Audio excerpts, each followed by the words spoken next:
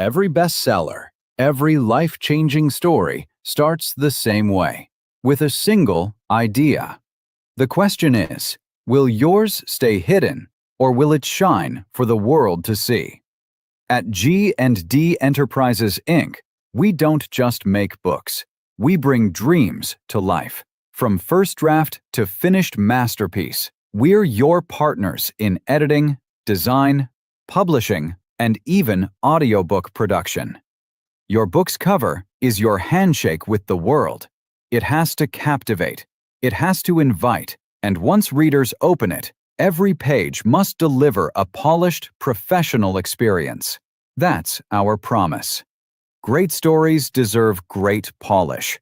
Our editors sharpen your words, enhance your clarity, and protect your unique voice, because your story deserves nothing less than excellence.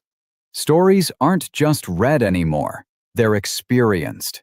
With professional audiobook production, your words travel beyond the page and straight into the hearts of your listeners. And when you're ready, we'll guide you through publishing and KDP setup so your book doesn't just exist, it thrives in the marketplace. This is more than publishing. This is your legacy. Whether it's your debut novel or your fifth big release, we bring the expertise, creativity, and personal care that turn writers into authors, and authors into legends. The world is waiting for your story. Don't let it stay in the shadows. Partner with G&D Enterprises today, and let's publish the book only you can write. Visit gndenterprisesinc.com/book-design.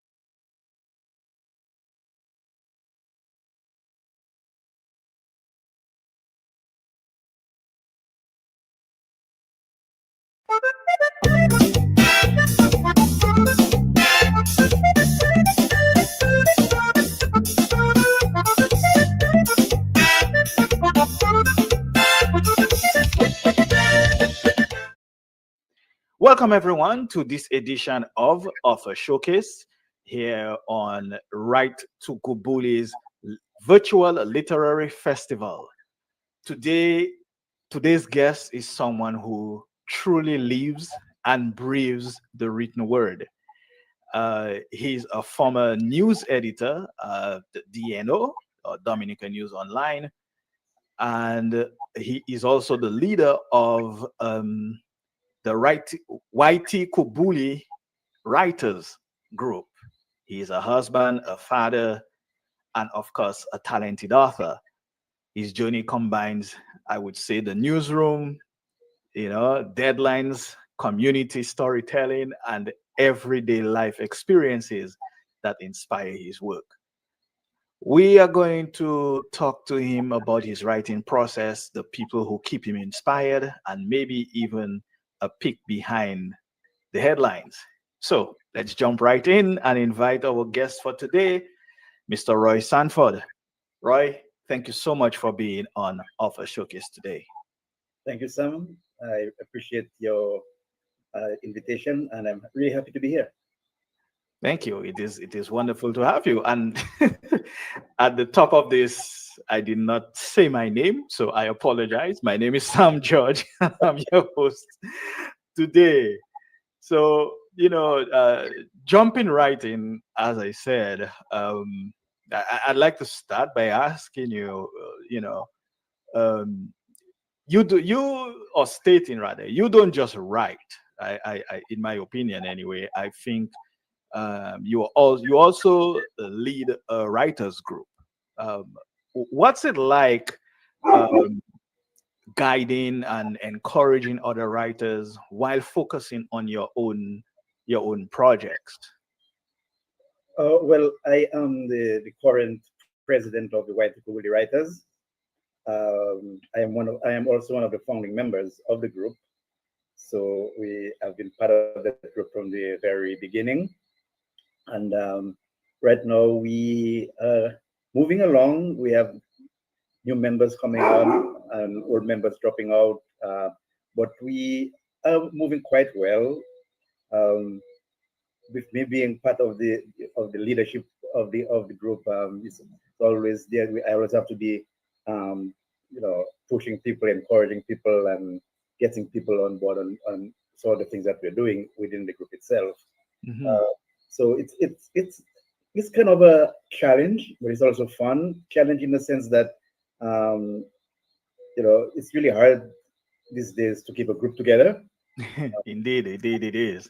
and but thank God for things like online things like what we are doing right now, and other stuff at our disposal. We are able to keep the group going as much as we can. Right, right. And I imagine, however, despite the challenges you may have within the group and so on, obviously we're dealing with different personalities and all sorts. People have different schedules and everything. But beyond that, I would imagine that this provides some great feedback for your own work, especially you know when you're writing fiction and the anthology you all have produced, and I believe you are working on your Right. second book as well. So because you're surrounded by so many different voices and styles, I would imagine that that gives you a little different perspective on your own writing. Oh yes. One of the things we try to do in the group is critique each other's work, Hmm.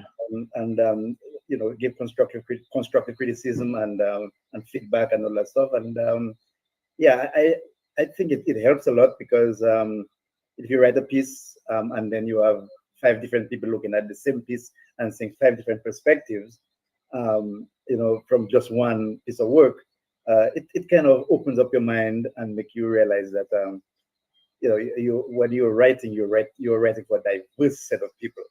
Right. You're not writing for yourself, but you're writing for people who might not see things as you see things.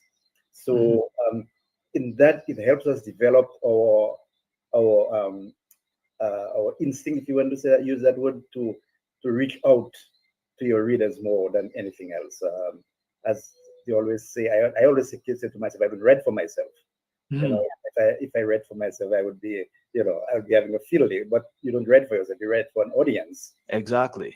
And you always have to make sure that you keep your audience in mind. And so, in a group like Write-Tukubuli Writers, it gives us the incentive to solidify your work into something that will attract a wide cross section of readers, diverse readers. Right. Certainly. You worked as a news editor.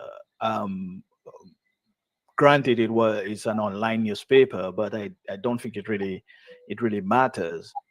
So, was that what you would call a crash course in deadlines and wordsmithing? Making sure that you are trying the facts that you put out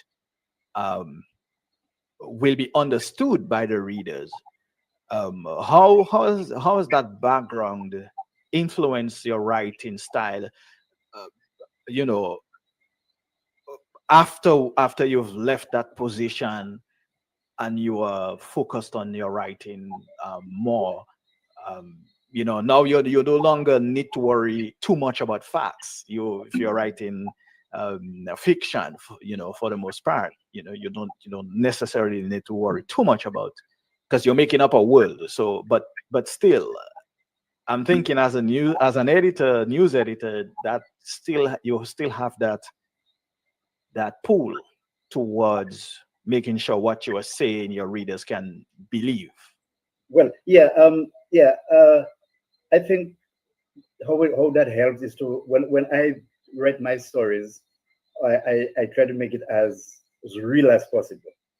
So in a way that will make it so that readers can get absorbed into it, and doesn't make it look like it's something so far off out there that people just read it and probably forget about it. But coming from a news background, as a matter of fact, I started my news career when I used to live in Jamaica. I was a reporter for the Gleaner Company, and my first set uh, of news story were based in the courts. Whenever well, at least in the Gleaner Company, whenever you join the news team, they normally send you to court first. So because court stories are, your information is there already, and so and you don't really have to go and call anybody or dig up too many stuff. So basically your story is already there. You just have to put it in words. Right. So this is where it kind of started solidifying my skills, if I have to use that word, in my writing. I try to use concepts that I make up in my mind as a writer, but imaginary things, and try to make it as real as possible. So it's almost like writing a court story. The information is there, but you just have to write it in a way that makes it relatable in one sense, but also a way that people can actually sit down and read the story, or the news or the news item. You just don't write a boring court story. You try to make it as interesting as possible. Right. Do you find that especially because I'm familiar with your book, The Sukoya on the Roof, 3 nights later, The Sukoya on the Roof, and other stories. Did you find that your journalistic background sort of sneaked into that story? That's fiction, into that book. It's fiction, but do you find that your journalism or your journalistic instincts sort of sneaked into this particular book? Well, yes, in a sense, because most in the stories in the book are based on stories that people told me. When I was a child, my father used to tell us a lot of stories at nights. Yeah. And in those days, TV was not as prevalent as today. I don't want to sound old, but there were no cell phones, there were no computers, there were no tablets as today. Right. So, so a lot of this,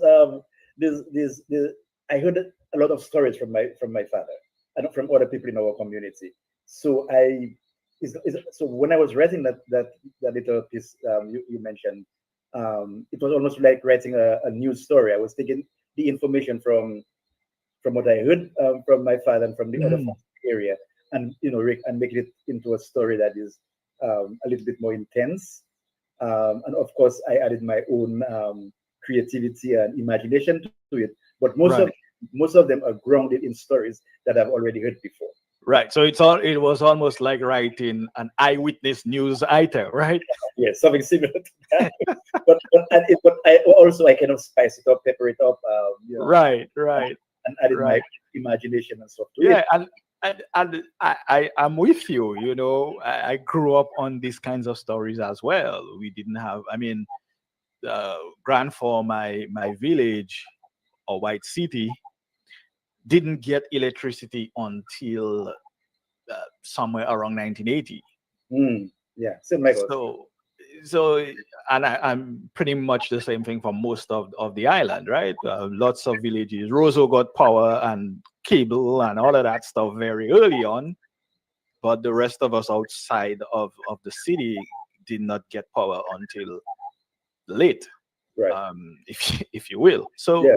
That's how we spend our nights, telling Right. stories and ghost stories and telling stories about Cope Lapin and Cope Tig and all of that, and reading the Anansi storybooks. So Right. that's how a lot of us grew up. So I certainly understand where you're coming from with that.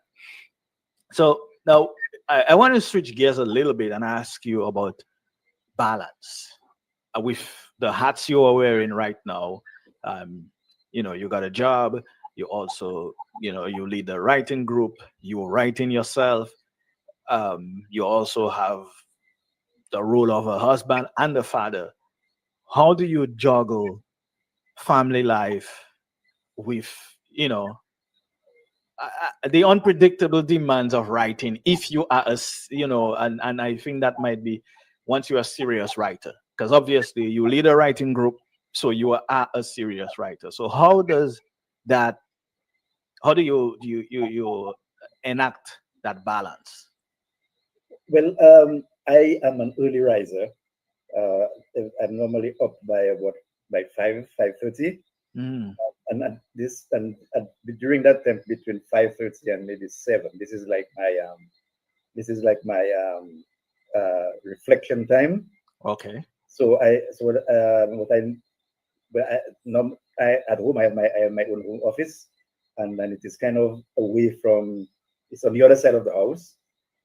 So when I wake up, I leave that side of the house and go to the other side of the house and go to my office and sit there. And that is where I get my time to reflect, and also time to get, as they would say, get my creative juices flowing. Because at that time my mind is really clear, and so I take this 1 or 2 hours just to get all the juices flowing and getting all my information. That if I'm writing a certain story, this is the time I sit and I just kind of type and just let all the ideas and all the information flow. So that is how I really balance it, because I normally just use that time of the day really for just basically for that, just to do my writing, to my little prayers, of course. But the rest of the day, I normally do my normal stuff. But all the time, things are going on in my head, and I store them in my head. And then in the morning, the next morning, I come and I sit in front of the computer, and I just let it flow and just type it away. So that is how I do it. And even sometimes during the day, my wife or my son or whatever would catch me just talking out loud or speaking out loud, and she would say, "Hey, what are you saying? Are you talking to yourself?" But it's the time.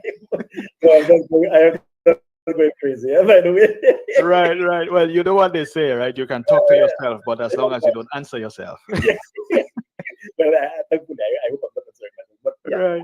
So Yeah, and that actually answers a question I was gonna ask you next. I was gonna ask, I was gonna state that, every writer has a process, whatever works for them, whatever gets them to open up the mind, or whatever the case may be. I was going to ask, what does yours look like these days? If you have a structured routine, or do you just write whenever inspiration strikes? But yeah, I think your last answer kind of answered that question. yeah, but inspiration strikes all the time, as I say. I might have hinted, but if it strikes, Mm, I store it in my head. yeah. So even when I was a news editor, and I was also a news writer, a lot of the times, I basically read the story in my head, or the Mm. stuff already written in my head, and then I when I to see then when I go to the office or whatever, When you I get the chance, yeah. get it, and then I put it into words. Put it into hard words. So, like for example, if I'm coming when I was a news reporter, if I'm coming from a press conference on my way to the office, I'm writing this story in my head already, or I'm going to structure it. Obviously, it's going to be done. This is the flow of the story of the news Mhm. item. And then when I get to the office, it's already organized in my head, and I just come and just type it out. That's so basically that's how I also do this with my stories. I normally during the daytime I stick things together in my head, and now I'm going to continue to read the story or to continue the writing the story, and then in the morning when I wake up and I come and sit in front of my computer, Mhm. I just type away. Right. So that says that you basically map things out, like an editor, you know? Right. Probably yes. Probably that the editor thing that has me that in that way. I was So that means you are not a prankster, you are a plotter, right? yeah, well, I will if that's good. Yes. No, it's well, there are two types of writers, they say, especially in fiction. There are plotters and there are prancers. So a prancer is someone who basically lets the story surprise them. So, or the characters, you have the idea, you begin writing, and you don't know where the story is going to end up or what's going to happen until you actually come to the end. A Right. plotter is someone who sits down, plots the whole story, so they know the beginning of the story, they know the middle, and they know the end already. So that's the difference. So they're both good things. It's to everyone's whatever works for everyone. That's what it is. So that's the only difference. Right. So uh, do or has do family members sneak into your writing, like either as a character or as inspiration? Like, do you pull from everyday life? Well, yes, I actually do. No, I like to at least in my recent some of recent stories that I have written. I like to involve or have my parents Mm, part of the characters. So you some stories I wrote you hear about mommy and daddy, and that's always for my parents. And uh, my my um, my father and I had kind of a rough relationship, especially in the latter end before he died, and I kind of let that the struggles that I had with dealing with that situation and trying to come to terms with that type of situation, I kind of stick some of those in some of my latest stories, especially after my father died a couple of years ago. Uh, mm. I kind of trying to sneak them into some of my stories and trying to make my daddy in the stories look like a good character, and it's just maybe a sense of comfort to know that um, I survived some of the rough patches I had with him, Right. and but also is a way. Also, I see it as a way of kind of um, relieving the tension that that had remained even after he had died. So that is one of the ways that I kind of use my family in my story writing. I kind of try to insert him into my stories and try to make him look like a good guy. Okay. Yeah. Well, I say whether we like it or not, I think family always ends up in the story somehow, Yes, even if unconsciously, right? very true too. Yes, Yeah. yes. So let's go back to your newsroom days. Writing stories or reporting stories. Um, as an editor, especially you see it all. Editors see everything in terms of news articles and so on. So do you have like a favorite headline, either something funny or memorable that has stuck with you over the years? You mean a headline from a story that I wrote or something like Yeah, that? from an article, just your days as an editor or as a Oh, reporter. okay. Well, there is this this news article I wrote some years back. When I, well, at Dominican News Online, I wasn't only the editor, I was also a news reporter. I also wrote news, and I wrote this one the story. I met this guy in town, and that is before the hurricane, by the way. And they were trying to revive the mountain crappers, and then I met him by kind of accident, and he told me that about this project, and I said, "Oh, that would be interesting." So I went and did a story about it, and it's called "Saving a National Symbol." That was the name of that story, and I sometimes I go back to it because it's still online. It's still on Dominican News Online website. So I normally go back to it just to read it because I just like the ring of the headline. The headline was "Saving a National Symbol." So that one kind of really stuck with me. Okay. Yeah. So I I'm told that writers are quirky people. They're weird, they're strange, and they have funny rituals or strange rituals. Um, do you have any light candles or have a favorite playlist snack? Um, what would be your go-to ritual if you had to say you have a ritual when you are really deep into writing a book? Well, one of the things I love sunsets. Mm. Um, and where I live in Egliston, on top of the hill, and I mean we have some of the most beautiful sunsets that that you're gonna ever see. So I normally every at every opportunity that I have, which is a lot, I try to check the sunset, and so for me that's like a ritual to just go check it out, and sometimes it gives me a lot of inspiration. I There's a little hill above the house where I normally go to, me and the dogs, and we just sit there and watch the sunset. And at that time, a lot of things are flowing through my head. All my um, little writing thing um, going through my head, and so that is where I also got a lot of inspiration. So I would always check a sunset and just sit there and just wait until it gets dark, and it's very beautiful. It's very quieting to the soul, and I always think that it helps me a lot.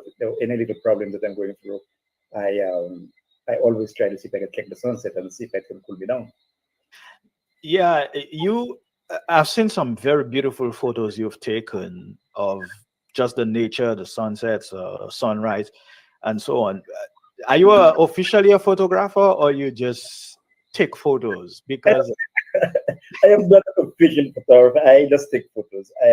From since I was a teenager, as a matter of fact, one of the first thing I had was a camera, Hmm, and in those days, you had to buy the rules yeah, and then and by the time I almost after I moved to the states, when I resettled back in the Caribbean, I had like boxes and boxes and boxes of rolls of films, Mm.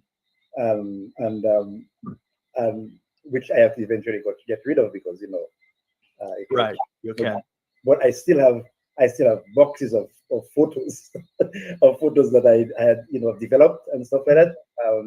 So I am not a trained photographer, or I just take my own photos and right now with the cell phone it's easy to take photos. You just Yeah. Yeah. click But it. I mean, you can certainly tell that you have some talent there, because I mean, I've seen those photos and I'm like, wow. I'm always blown away when you share a photo in our other group, because it's just so amazing. Me, I can't take photos. If I take a photo, it'll be lopsided, crooked. The subject will be to the left or to the right or somewhere in the, I don't know, maybe even upside down. But it's just not my thing. Yeah, I So, love I love taking landscape photos. mm, Um, yeah, maybe yeah. when it comes to people, I'm not 200% sure about that one. But yeah, I love to take landscape photos of mountains and valleys and sunsets and moonlight nights and those kind of things. Right, right. So, but has any of your photos ever influenced a piece, especially with the um, what's the title of yours anthology again? Um, Montage Dominic. Yes, Montage Dominic has, especially with that and the new one you're working on. Has any of your photos ever inspired a piece? No, not to my knowledge. Okay, or maybe that's I, something. I I am not way up there in photography, so Right, right. I got you. And so, we talked a little bit about your own book you have published some years ago. The was it the Sukuya on the roof right. and so on. But could you tell us a little bit more about that book, the process? When was it published? Is it still in circulation? And how can people find it? We'll come to that towards the end. But tell us a little bit about the process of putting that book together and getting it published and so on. What was that like? Well, the stories themselves were part of a series that we had on Dominican News Online. It was called Strange Ghost Stories. Mm, It was a feature that Dominican News Online had a couple of years ago, about 10 years ago, and we at that time I was working there, of course, so we wanted people to submit stories of that are based on folk tales and those kind of things there. Uh, um, so we opened up that feature, and some people we did get quite a number of submissions, as a matter of fact. Um, so I decided to write one or two. At that time, I had a bunch of stories just sitting there. So mhm.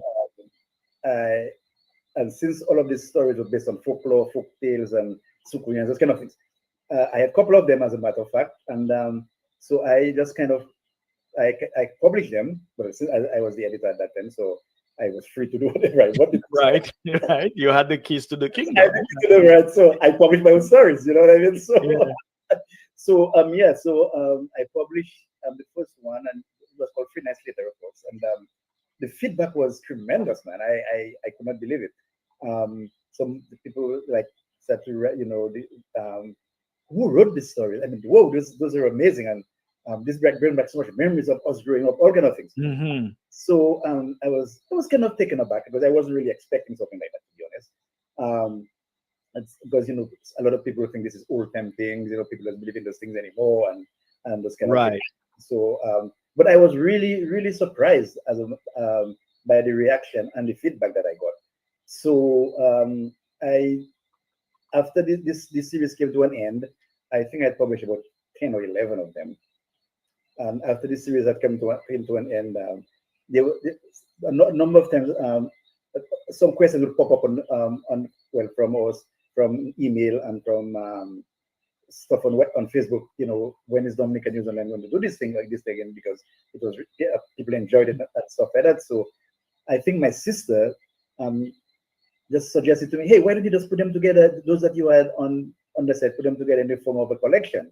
I was like, wow, oh, well, I was like, okay, all right. So I started, so I put them all together, and of course, and I started looking for publisher. And at that time, I was not too familiar with the world of writing and the world of this and that and all that kind of stuff. So I kind of put up some feelers out there, and I did not get any positive response from the publishers that I had contacted. So I decided, well, since Amazon was, is offering this self-publishing thing, and you can publish your own stories, and you don't have you don't really have to go the traditional way of publishing. So I kind of put this together and decided to go the Amazon way, and and that's how it came about. Yeah, I want to ask you a little bit about that as well. Sam, listen, is it Yes. possible? Is it possible we can pause for 1 minute? I have a very important call I have to take. Okay, yes, we can do that. No problem. Just don't. All right. So, thanks for that. I wanted to ask you about, the writing, the publishing process for you. I know you said you were new to it, and so I guess my question is, these days you have so many authors publishing works now because it is so much easier because of options like Amazon KDP and the other print on demand services that are available, and even the hybrid services that will help you edit and create covers and everything like that and help you publish. So what do you think about the current state of publishing, and when you were trying to do it at first, you said you reached out to publishers and the feedback wasn't positive, you ended up having to do self-publishing. So do you think that, one, because it is so easy to publish a book these days, that the publishing world or the literary world sort of is being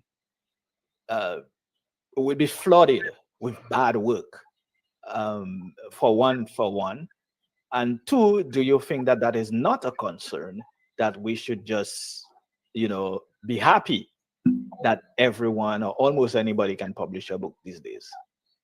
Well, yes, it's good that for writers to have their work published, and of course the traditional publishers, they're running a business, and they will want quality work to in order to make a profit in some way or another.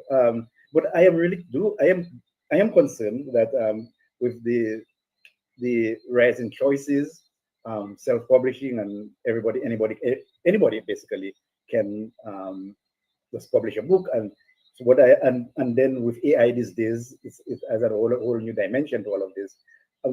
This is one of my fears, that we might be flooded with a lot of bad work. And if all of my stories that I write, or even those stories that I do not publish, or I just write for my own sake, I always make sure that I have somebody professional editor, to a paid professional editor, to read through them and then have them edited, and having them, and then I store them and say, maybe one day, something might happen and I can publish them. Right. So but it is important that writers these days don't fall into this trap of, because I can do it, well, I will do it. Right. And I have seen some pretty disappointingly bad work, which was supposed to be a book with, that is self-published, of course, and I have seen some of them. That is why some of the traditional publishers are so reluctant, because some people just want to put stuff out there because they can put stuff out there.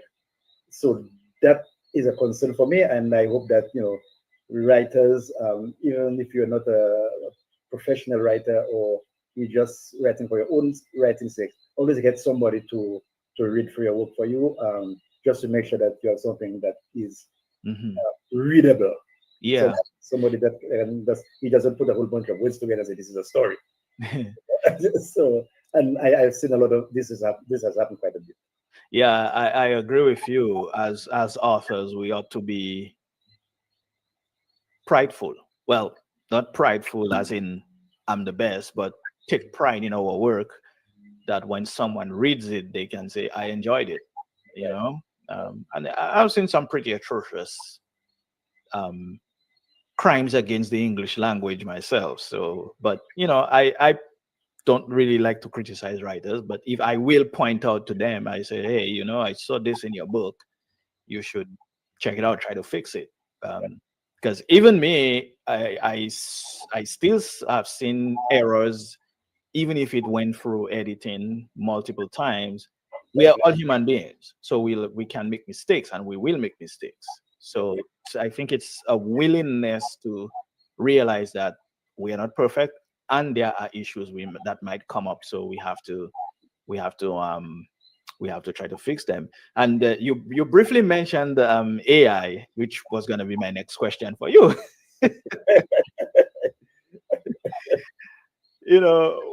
What is your take on AI? Give us a little more than what you mentioned about AI a few minutes ago. What is your take on the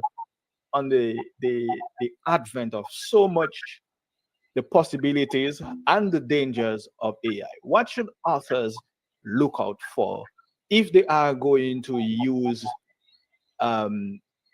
AI, artificial intelligence tools in their work? What should they look out for as we press forward? Because quite frankly, I'm not against AI in the sense that if you're using it as a tool and you're using it ethically, I think like any tool, like the computer we are discussing on, that's a tool, but it's what you choose to use the tool to do.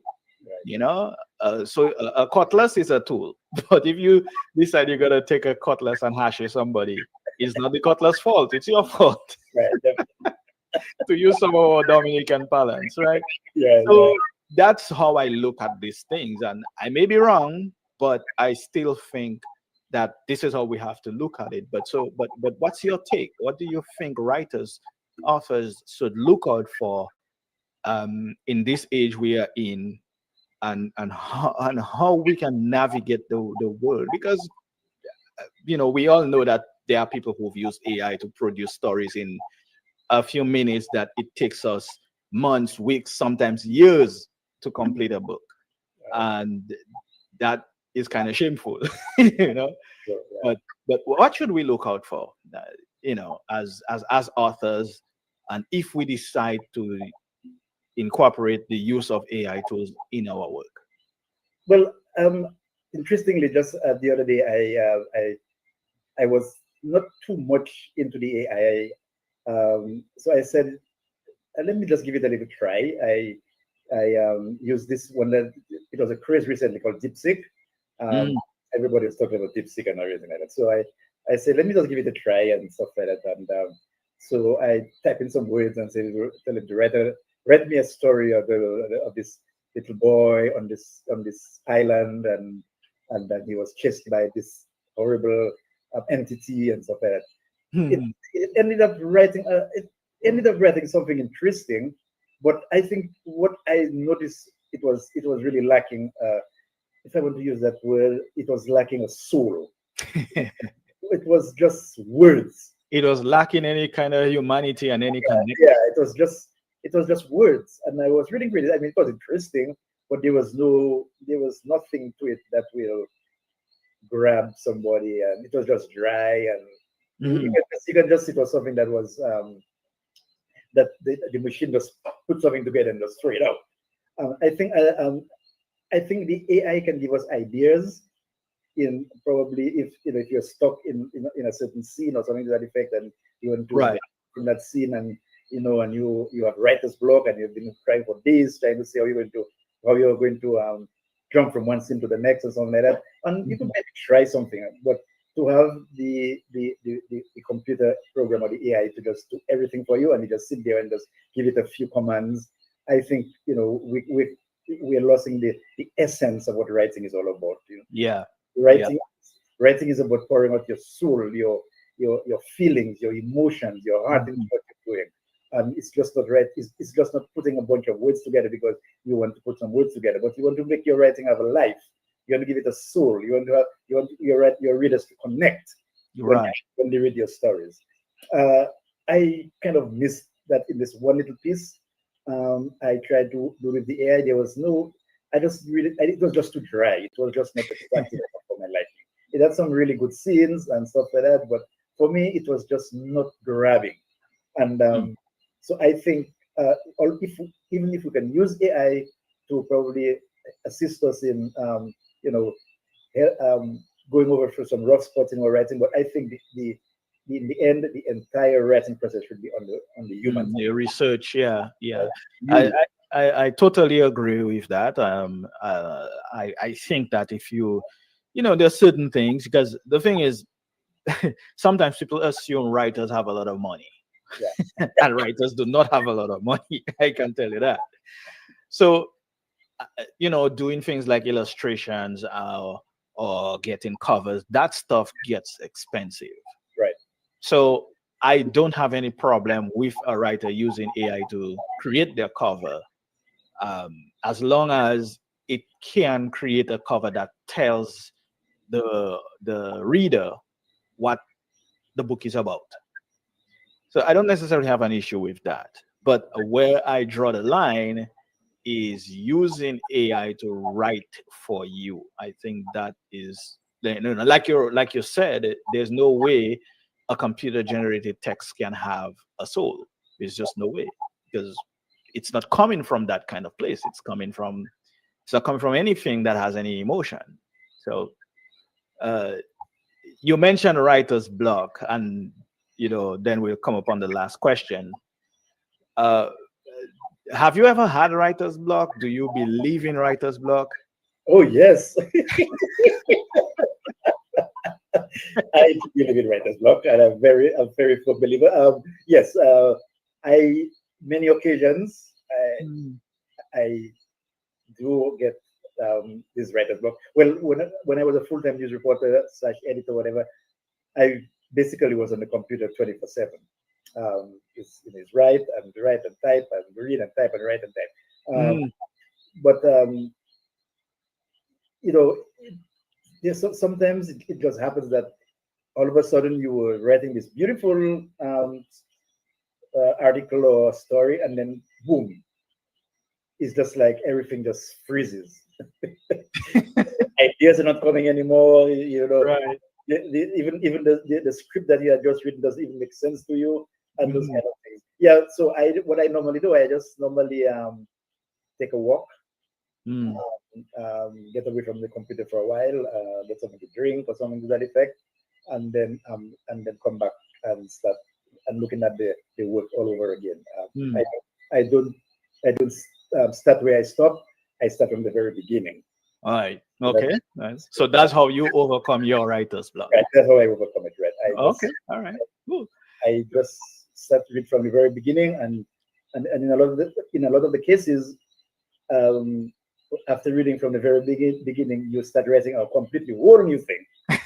You know what I mean? Because maybe the writer's block maybe help you to reorganize things or whatever. Just get your mind off it. And from a whole new perspective. But so yeah, that's what I do. I normally start from the very beginning of whatever I'm working on. So I just don't start from where I stop. Right. Well, I don't call it writer's block. I just call it a loss of focus. Okay. But that's a different story.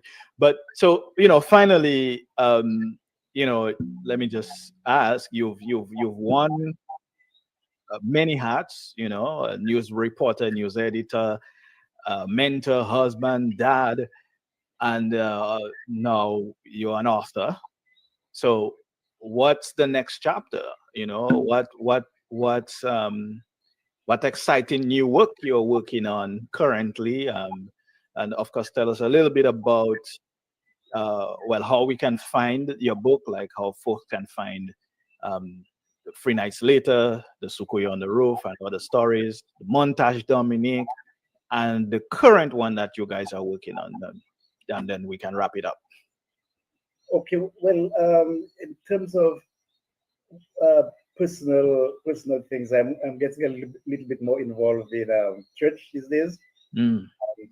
I'm being a communion minister and those kind of things, because more from a personal perspective, and also I'm doing all of this to probably one of these days to start working on maybe something like a semi autobiography or something to that effect. So I'm trying to get new ideas or new things I can write about. So yeah, I'm kind of moving into a little church things these days. But in terms of professional, in terms of the writing things, yeah, we're trying to put Montage Dominic together. We're kind of moving along as slowly. So this is one of the projects that that we are undertaking, and it's taking a little bit of time and stuff like that. So yeah, so we're working on that. What other part of the questions? I think I forgot. Yeah, I apologize for asking multiple questions. I was just asking, how can people find Oh yes, what you already have published, and when can they look, Yeah, well, my first piece of work, 3 Nights Later, 3 Nights Later, Sophia on the Roof and Other Stories. It's available on Amazon, so you can just go on Amazon and type Roy Sanford, Right. or you could just type in the search 3 Nights Later, and it is available in hard copy and also in Kindle form, electronic form. Also, some of my stories on our Write-Tukubuli writers Facebook page. Okay. Especially a story I wrote 2 or 3 years ago, and it got special mention at the Caribbean Brooklyn Literary Festival. Mm. It was a finalist, and it was special mention during the ceremonies and stuff like that. Okay. You can you can find that story on our Write-Tukubuli's writers Facebook page, and also Montage Dominic. It's available on Amazon. It's also available locally at Jay's. And if anybody goes to Jay's and they didn't see it there, you can contact us, writekubulywriters@gmail.com. And if you're in Dominica, we can get hard copies, because I myself have hard copies here. So if anybody wants, locally, they can just send us an email at writekubulywriters@gmail.com, or send us a message on Facebook. You can go on the Facebook Write-Tukubuli Writers page and send a message, because using Facebook Messenger, you can contact us or contact me, or contact the people who manage your page. They will able to give you some information on how we can give you a copy here, or sell you a copy here locally. If it's not available at Jay's, we, the members of the group, have copies that can be sold. Okay. Do you have a copy at hand right now? Let me see. If you have a copy, it would be cool to show the cover. Oh yes, just give me 1 sec. Sure, no problem. Give me 1 sec. Yes, for our first showcase today, we are talking to Roy Sanford. Roy is the current president of the Write-Tukubuli Writers Group. That is the group that has published a book called Montage Dominique, which is an anthology, and he has also published his own book. So Roy is back with us. He has a copy to show us. Yeah, so this is the copy of Montage Dominique. It's a collection of stories and poems from Dominican writers.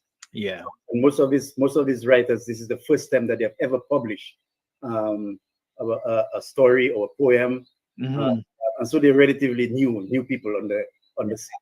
I think that makes that's what makes these writers groups so important, quickly, because that gives the unpublished, the young writers a good chance of getting seeing their work in print. I think that's why those groups are very important. Right. Yes. Yeah. Yes. Yeah. Anything else you want like to add before we end this conversation? Well, I would just like to encourage people who, who think that they have or know that they have this writing skill, and they kind of keeping it hidden because you're shy, or you might think that your work is not good enough, Mhm. or um, or just you just feel that you don't want to do this, and you have the inclination, follow it. Don't don't hide it. If you think that you can write a story, or you need some help, you can contact somebody from us. We can contact us. We as writers, Write-Tukubuli writers, we are trying to get as much local um, people on board, and get them into this whole writing thing, because a lot of our stories are based on the Dominican experience. Right. So even for this montage, and for the second collection of stories, they are all going to be based on the Dominican experience. Where even if you're living, some of our writers are based overseas, but the experience overseas, or even the experiences here. So our work is really grounded in Dominica, and Yes. we're trying to keep it that way as much as possible. So people who are out there and they think that they can, they're interested in writing, or they want to just explore the possibilities of even publishing a story or even a book, they can feel free to contact us. As a matter of fact, I've helped a couple of people do their own, do the self-publishing, and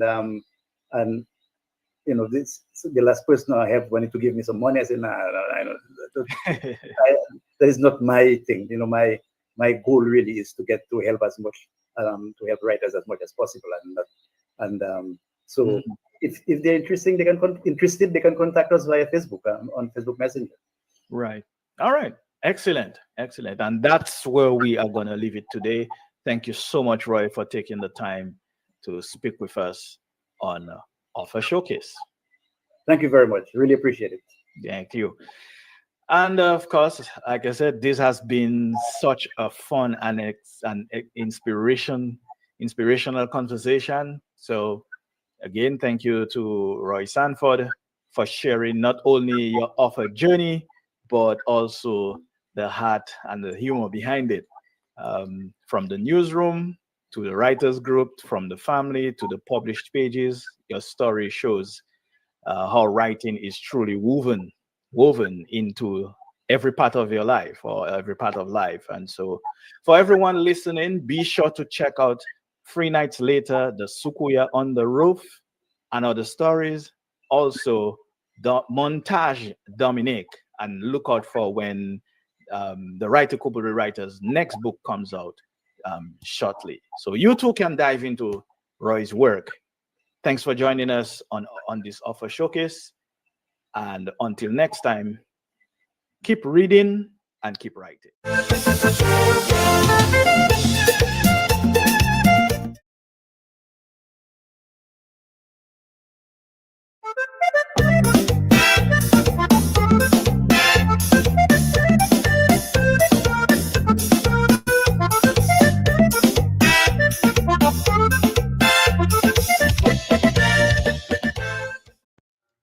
Hi everyone, I'm Makiba Breezy from the beautiful community of Miro. I'm an educator at the secondary and tertiary level. My area of expertise, literature, communication studies, and of course, creative writing. I've published the short story Gone in the anthology Caribbean Musings, Narratives of Identity, and that was published with the University of the Southern Caribbean. I've also published a nonfiction piece called Silent Fortitude, Haitian Women in Agriculture in Dominica. And that was done in collaboration with the deceased, Mr. Elias DP, for the Caribbean Small Grant Fund and the Clara Lionel Foundation. Today, I'd like to read an excerpt from my short story, The Shifting Sands of Madness, A Right to Be, on migration, in the Caribbean. I hope it speaks to you and I hope you enjoy. May Rosie real mad, Mila muttered to herself, digging her toes into the shifting grey sand. Her voice was almost lost beneath the rhythmic crash of the waves. One day it gives us plenty, plenty sand, all day wash of sand. The next castaways full of sand. Then the next time is a whole set of water, no beach at all. The waves just breaking and ending on the seawall. It happening all the time. That sea is just too mad. Mila sat at her usual spot 10 feet from the shore, with a salty breeze wrapped around her like an old shawl. Here, perched amidst the roar of the sea and ripple of the two rivers that kissed the village, was the only place she could get till reception. A mad thing, she thought, squinting into the horizon. The rivers were no better. When it rained, they cut the beach into three pieces: north, south, and middle. The landlocked water, after an outpour, burst through the sand and raged into the sea. The rivers seemed to argue with the sea, slicing through the sands as if they were unleashing pent-up pressure built up from ancient times. The entire village of Miro bore the mark of its setting, a precarious, enchanting little valley nestled between two mountains. The mountains stood still, their silent green forms watching the chaos below with indifference, while the sea and rivers made endless work of reshaping the beach. I don't know nothing about that place. Everything I know is my mother that tell me, Josie voiced. Mila shook her head. That place? Is Haiti such a hard name to remember? Ah, were we? Before further discussion, the wind carried the calls of her mother. Mila! Mila! Mila! A sharp voice yelled, interrupting their conversation. Mila flinched. Hold on, Josie. Yes, ma. You don't hear me calling you so long I calling you on a telephone. Come before you make me get vexed. Yeah, I go in and hear what my mother's saying there. Call you back, Josie. I heard her comment already. Bye, Josie said with a laugh before the line went dead. Mila sighed, dropping the phone into her lap. Her mother's voice was carried over the breeze from the cluster of houses farther inland. Everyone in the village had a way of calling people out, loud, direct, and unmissable. It was part of what made Nero feel alive. As she stood to leave, Miller glanced back at the beach. The waves rolled forward, frothing like the milk from a boiling pot of coffee, then pulled back as if retreating into thought. She loved this place, its madness and all. The villagers often spoke of the sea as if it were alive. That sea too mad, they'd say, but Miller thought the sea reflected them more than they realized. Miro was a village of mad things. It wasn't just the sea and the rivers that changed course without warning. The people were unpredictable too, in ways that both frustrated and fascinated Miller. After leaving Haiti, her father, Jean, had sent for his family after spending 4 years in Dominica. He was always the epitome of a biblical man. If there would be a real life character who embodied what marriage meant in the biblical context, it was Papa Jean. So when he settled his family in Miro in a one-bedroom house, and not too long after told Claudette, his wife of 10 years, of his plans to marry Antoinette, a Dominican woman, for a period of 2 years to secure citizenship and then reunite with his family, Claudette had one reaction.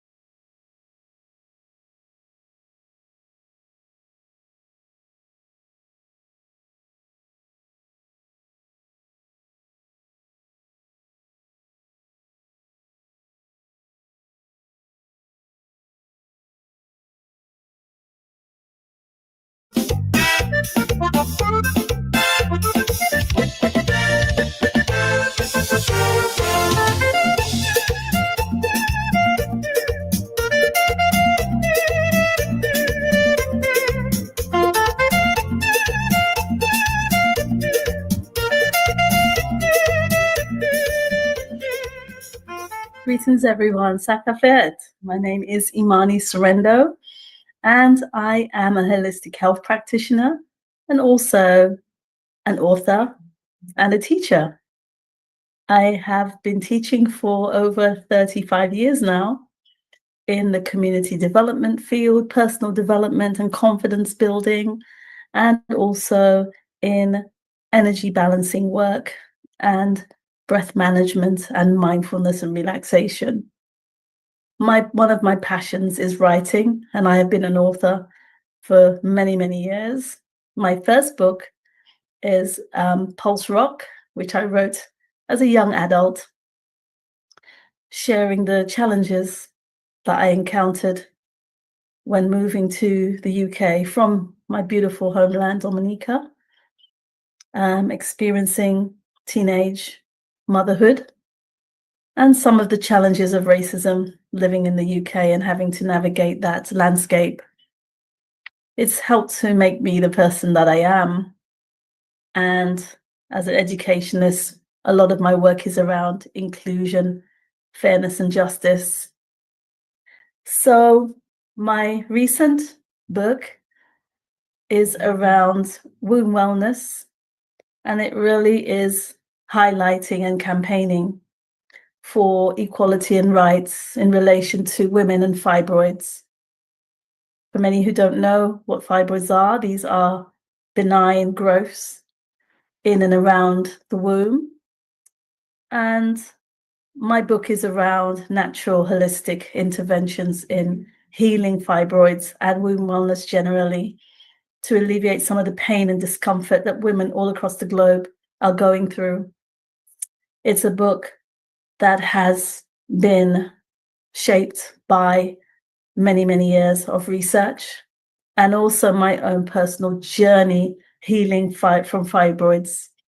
I've been working with many women in Dominica as well as across the globe. And I also run sessions and events around these topics, as well as my wellness retreats, which I will be working in partnership with Paradise Valley to put on.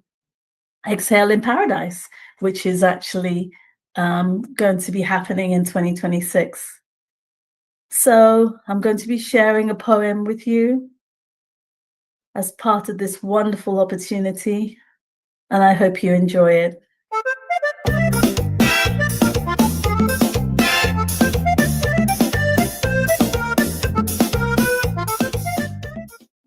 Birth of an Island by Imani Sorrendo. She rose from a damp womb of a swelled-up ocean, towering over her sisters in the chain, chipped by Mother Nature's tools and bathed in the tears of salt. She grew, clothed in emeralds and shielded by 1,000 shades of green, nurturing giant banyan trees whose arms held the clouds so tightly that they would burst their skins, spraying her with their juices. Womanhood was breathed into her by winds, and curves formed secret caves where tributaries trailed from the sea to become river. Deep valleys and ravines were hollowed out with each sigh of contentment. Then came her first lovers, yellow like their worshipped sun. They didn't spoil her, but worked instead, filling her with pride, giving their culture to her dutifully, but not hearing the sea's warning or the new smell in the wind. They welcomed these men of ivory skin and lies, welcomed them to share their golden wealth, their golden woman, but instead, those men took their lives. And Dominica wept for the first time, burning her fragile skin. Other men came as black as night. Taken from their own mother and shackled in chains, branding them slaves. On ships which tore the crests of the ocean, making the sky darken with the weight of oppression. And the island felt their tears and how the salt of her seas cut and stung their cruel whip-marked souls. But she took them in and held them where her forest grew dense to hide history's dark secrets from men who violated every human rule. And as she saw their plight, she spat hatred on her shores for the first time. Bitter seeds grew within as the blood of her adopted children stained her shores, her innocent heart, forever.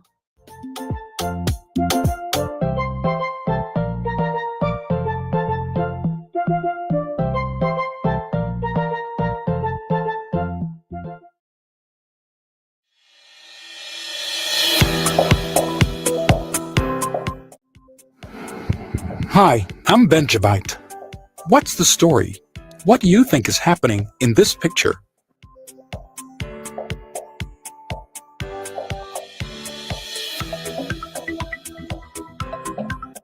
Create your own story idea and drop it in the comments below.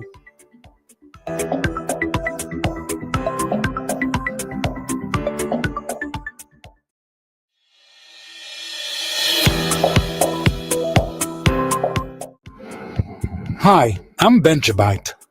What's the story? What do you think is happening in this picture?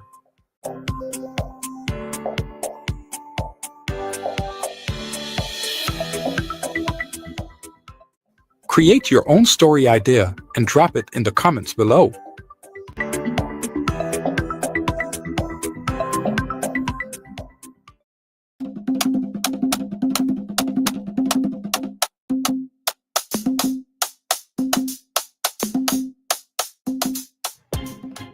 Hello everyone, welcome to our beginner workshop, How to Write a Compelling Antagonist. Whether you're writing fantasy, drama, or teen fiction, one of the most powerful tools in your story is a well-crafted antagonist. Today we're going to learn what makes them work, and you'll even create one by the end of this short session. In today's workshop, we will be doing something a little bit different. You will need to write down the points from the exercises that I will give you. You will need to have pen, paper, or your writing tablet handy. We will give you 60 seconds to write down the answers to the prompts. Let's start simple. An antagonist is the person or force that stands in your protagonist's way. They create tension, raise the stakes, and push the main character to grow. But here's the key. Antagonists aren't just villains. They may be completely convinced they're doing the right thing, and that's what makes them interesting. So, what separates a cartoon villain from a memorable antagonist? They have 4 key traits. Number 1, they have clear motivation. 2, they're personally connected to the protagonist's journey. 3, they have both strengths and flaws, just like real people. 4, most importantly, they drive the story forward by creating conflict and forcing change. Take Thanos from Avengers. He's not trying to be evil. He thinks he's saving the universe. Or Regina George from Mean Girls. Her goal is to keep her social power. They're compelling because they believe they're right. We don't have to agree, but we should understand why they want what they want. Great antagonists are tied to the hero on a deeper level. Darth Vader is Luke's enemy, but also his father. That makes their conflict not just physical, but emotional and personal. When the antagonist has a strong connection to the protagonist, the story gains depth. An antagonist doesn't need to be a monster. They can be charming, brilliant, even likable. But give them flaws too. Maybe they're overconfident. Maybe they can't let go of the past. Think of Scar from The Lion King. Clever and persuasive, but also bitter and power hungry. balance is key. Without a strong antagonist, your hero just floats through the story. The antagonist creates pressure. They force your protagonist to act, change, and grow. They're the obstacle that makes the journey matter. Your story's tension depends on them. So let's talk about structure. Here are 3 classic antagonist types. Number 1, the mirror. Like the hero, but they made a different choice, like Killmonger in Black Panther. Number 2, the authority figure. The system or rule the hero is rebelling against, like President Snow in Hunger Games. Number 3, the betrayer. Someone close who turns, like Scar in Lion King. These aren't the only types, but they're great places to start. Now it's your turn. Let's put this into practice. You're going to answer 5 quick prompts to sketch out your own antagonist. Use a notebook or document and just jot down what comes to mind. Don't overthink. This is a brainstorm. Number 1, what does your antagonist want more than anything? It might be power, revenge, freedom, love, or control. Take 60 seconds and write it down.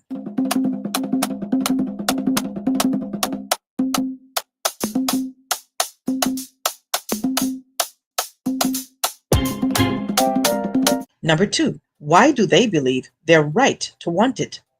Think about their background. What shaped them? Do they believe they're helping others or protecting something? Go ahead, you have 60 seconds.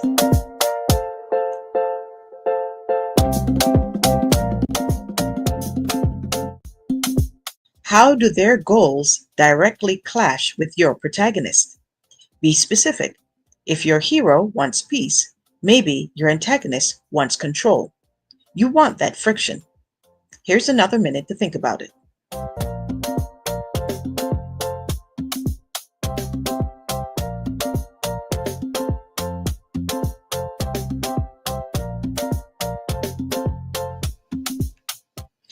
Number 4, what is one strength and one flaw they have?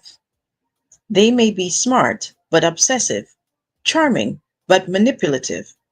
Go ahead, list one of each.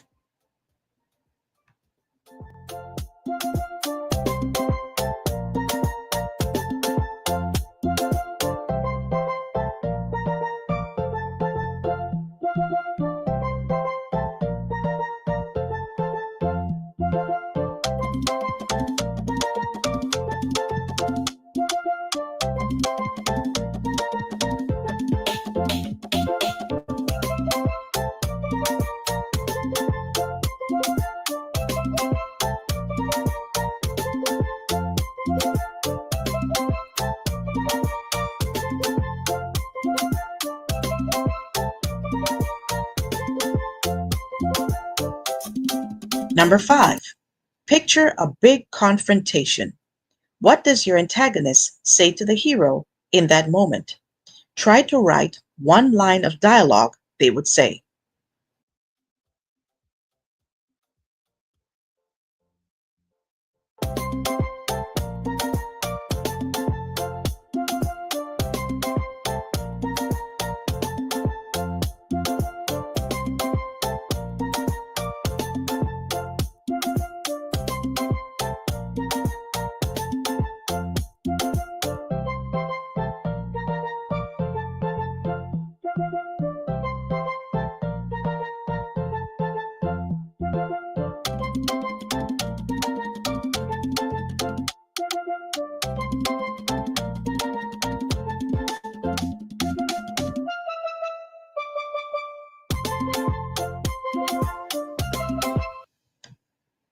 Great work! You've just created the bones of a compelling antagonist. Now, take it further. Ask yourself, what else do they believe in? Can the audience understand their side, even if they disagree? How do they force the hero to grow? Thank you all for participating, and keep writing your stories.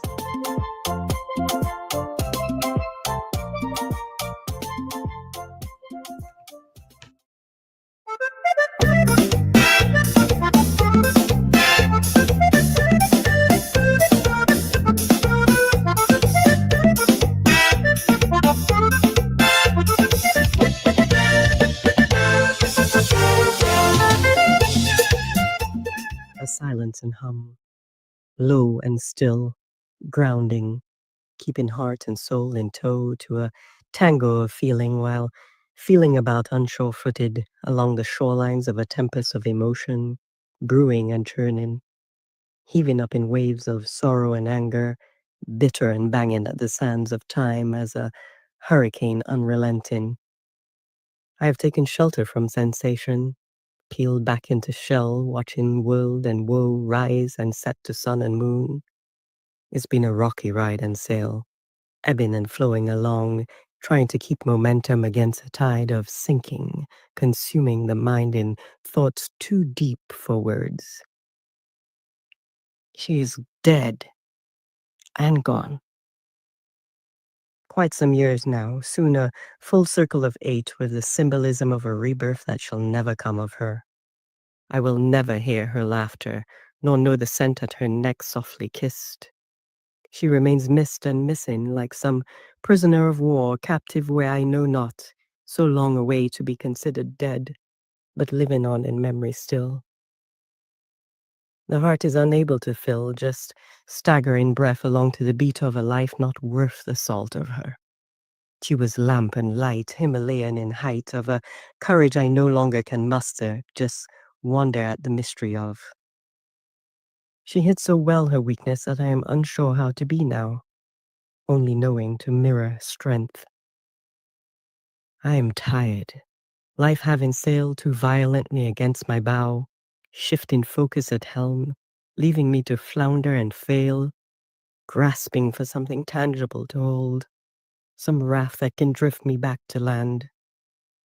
Oh, to anchor my feet again upon the soil, without the toil and tempering of a tiptoed terror, the horror of death and loss, and a sorrow in repeat each time I think to call her name, or share some musing, like I needed to today.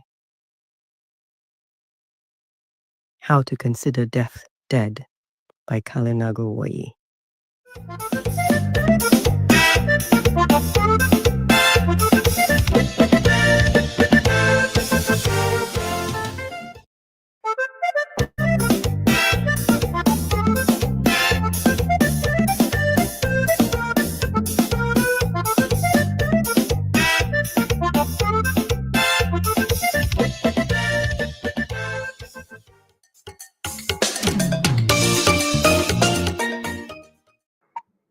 I am Huguette Saint-Hilaire,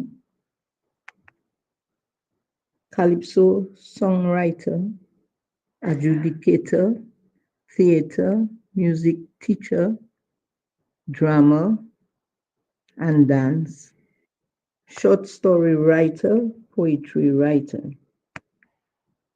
For over 4 decades, I am involved with the arts, writing short stories, students who felt like I did to make a difference in them, their goals or dreams, by sitting the ABRSM or CXC exams, CAPE exams, while teaching at the Kyrie School of Music or in my studio or in the CHS classes and cultural and drama classes, cultural division, Dominica School for the Arts. I knew that my retirement path would be in the arts, author of children's books or script writing. So I immediately joined the Write-Tukubuli group of writers. Apart from writing strategies, I was increased by or immersed by the poetry writers. Hence, my participation in the online poetry poems by passion of poetry. The collaborated work, Poems You Will Love, by Sharon Dorival and I, and you will see in Mother's Embrace 2022 edition, I have 2 poems there. I have won many accolades or awards for my work. Teachers and Calypso Association, the Dominica Women's Bureau, serving as Calypso and cultural adjudicators. I received the Golden Drum Award in 2019. Shirley Charles have been my voice students in the early 70s while doing her Junior Calypso Monarch rendition. I am Yuget Sentile. I am going to present to you a poem called Blessed Grandmother Divine. This is a collaborative poem with a partner living in Canada. We belong to the same poetry group, Passion of Poetry, who put on a competition for collaborative poem. My partner's name is Sharon Dorival, Mrs. Sharon Dorival. So you're going to listen to my part of the poem, and then she will come in to do her part. Thank you. Hello, my name is Sharon Dorival. I am a member of the Passion of Poetry group where Mr. Santelia and I did this collaborative poem, granting us the best collaborative poem for that competition. Blessed Grandmother Divine, I wonder about you ever so often. You bore my mother who bore me. Your picture tells more than 1,000 words. I am searching for the most appropriate ones in my mind as I stare at your face. You were smart, peaceful, serene, kind, with a heart of gold. You taught me love, even as you scolded us with that firm look. As long as I remember, your hair was white. I often tried to do your plans, pretending to be bright. I love and watch your thin hands as you demonstrate the movement of your fingers like a tutor grade. At the end of each plait, you would tie a knot just to make sure that we didn't get messed up. The teachings were simple. Always have faith, live hope, give to charity. You cooked the best foods that I can remember. You always knew how to peel the ground provisions, and when it was time to drop them in that aromatic boiling pot, always a good smell coming from that outside kitchen spot. I remember the coconut tablets, the jaw-dropping jellies. We also got the roasted breadfruit, dashing, plantain, fig, fish, agouti, and more. Oh, my lips yearn for those days long gone. You always hand-sewed your dresses, but I never saw you with any eyeglasses like I have now at my age. How you got to thread those needles is a wonder. Never a wardrobe, just one dress on a makeshift hanger. You went shoeless. Oh, blessed simplicity. Posing for pictures you never knew would define you. Blessed Grandmother Divine. Blessed Grandmother Divine, I admire your strength, how you kept everything in perspective. Damn, you were strong. But for how long? Of course, we all need rest. Rest, Granny. Rest. We all need time to digest. These days, the world is not feeding us its best. So rest, Grandmother Divine. I was so mesmerized how you maintained your pain. Did you let it flow in your nightly tears? Forever you remain headstrong, relaxed of fears, my dear Grandmother Divine.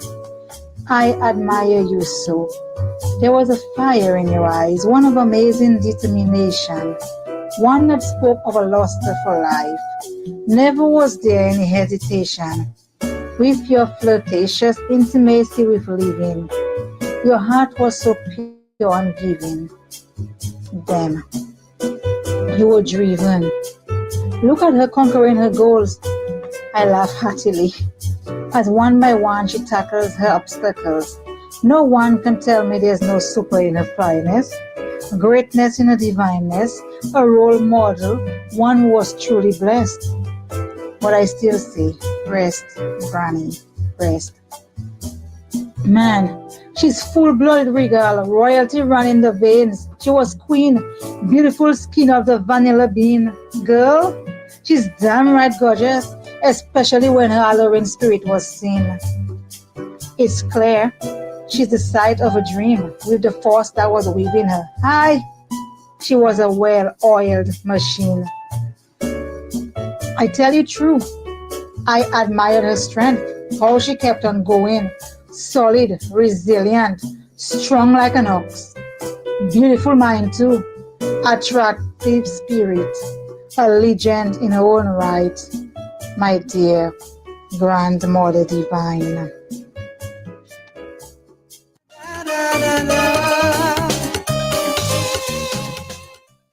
Like crime, music will take away the tears. When you dare to do the impossible, music, like the fear pounds within your heart. When you feel joyful, your soul makes a joyful noise. The baby gets to sleep with a sweet lullaby. For within you, there is music. Music opens a new day with the chirping of the birds, the barking of the dogs, the crowing of the rooster, the blowing of the wind, the pitter-patter of the raindrops, the crying of the baby, the drip-drip of the pipe rotten, the washing of the dishes, the cranking of the motorcycle, the tooting of the bus, the river rushes by, the sea splashes the shore. From within everything on this earth, there is music. Music makes us celebrate our birthdays in song. We calibrate. At weddings, we walk down the aisle, two people in sync, musically stride. As the celebrant triumphs over death, the congregation shows its musical wealth. Our carnivals and Christmas days return each year with their musical blaze. The crowd at a sports arena sing praises to the winner. The wind often goes through the trees to usher in the morning breeze. The sound of a storm signals a hurricane at the next stage. Music is sung, and sound combined makes music which propels the mind. The joy of music is the music within. Even the blind and the deaf can feel it.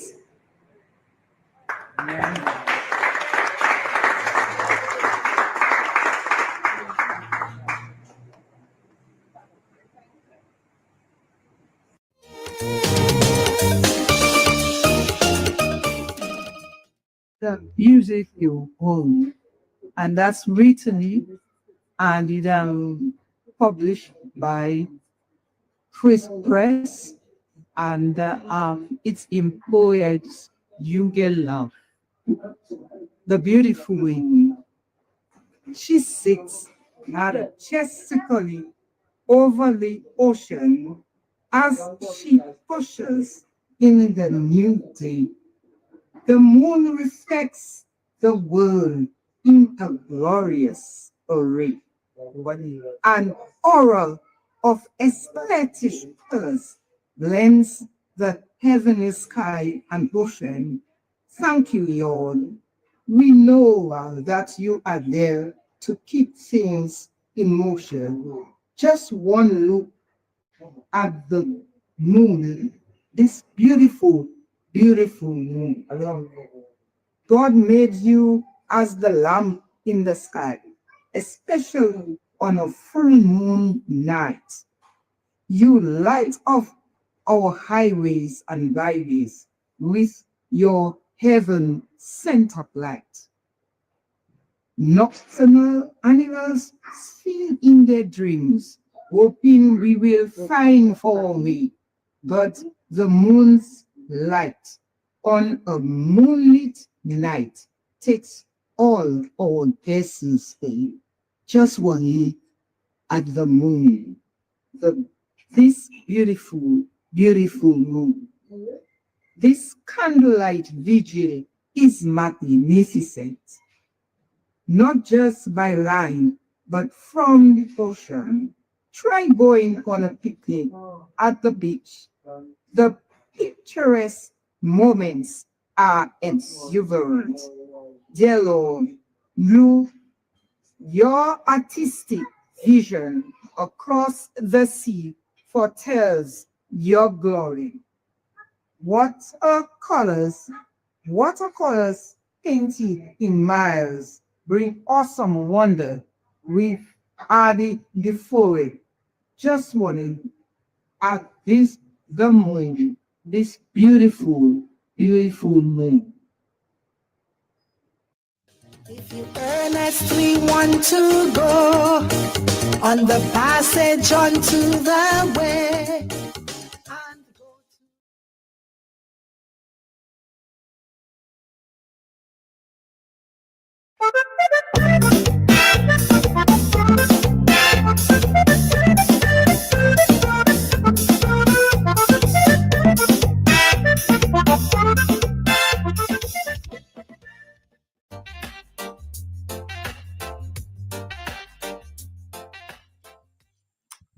Hi, welcome to the Write-Tukubuli Virtual Literary Festival.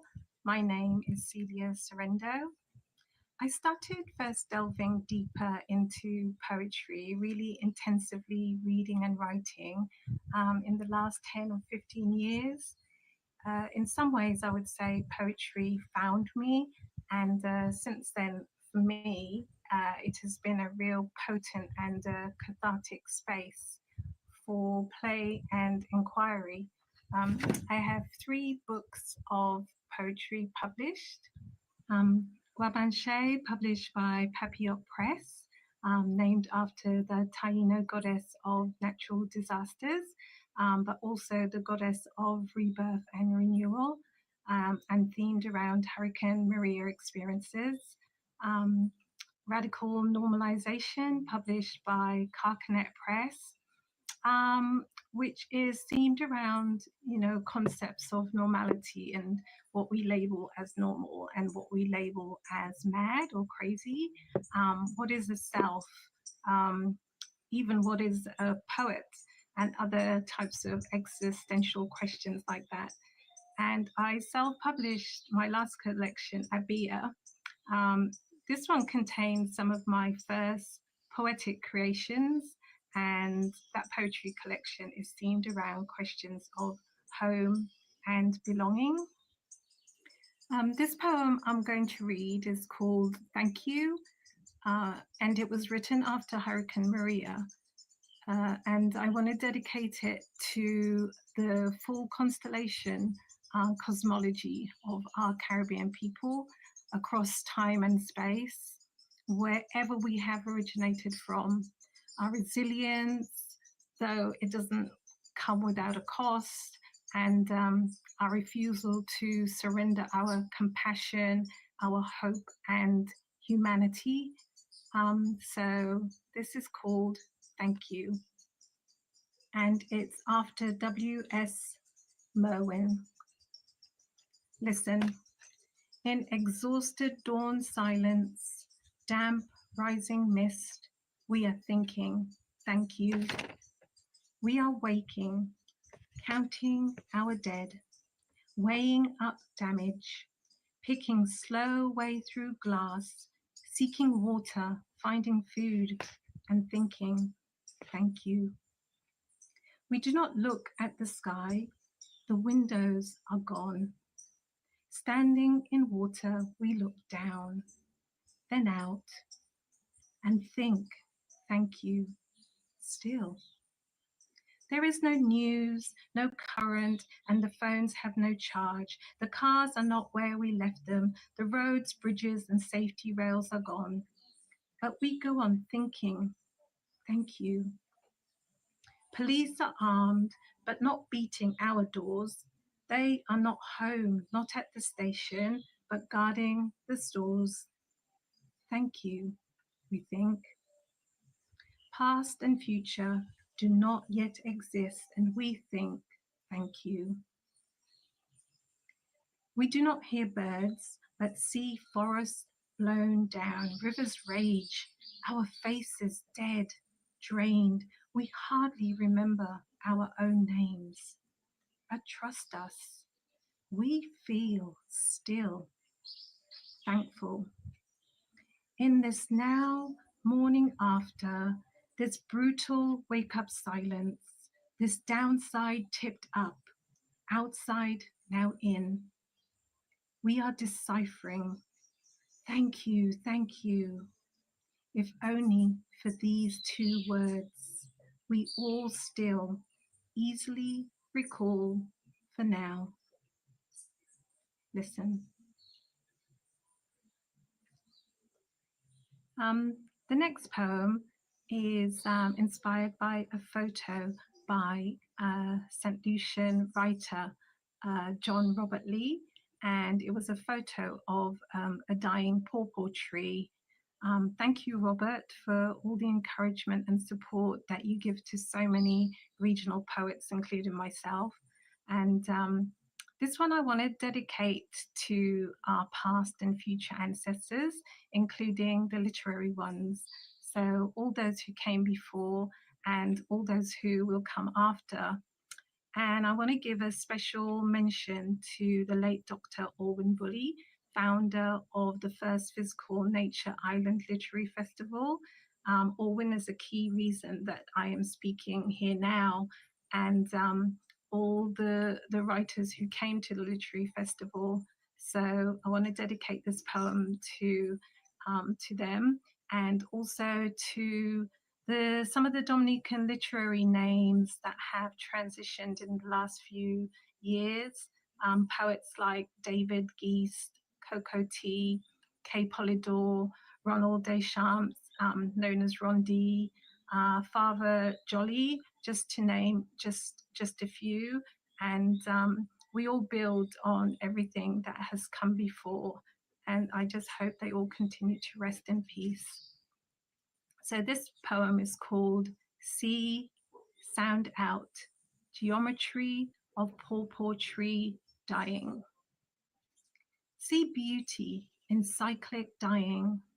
Left and right brown stick arms reach out, like welcome, like last embrace, like tumbling prayer, grounded still for now with meaning. Leaves scrolled, 5-palmed branches, sacred and fractal. Green plants and ground wait. Below, above, whole polaric tree silently starring. Thank you so much for listening and hope you enjoy the rest of the Write-Tukubuli Virtual Literary Festival.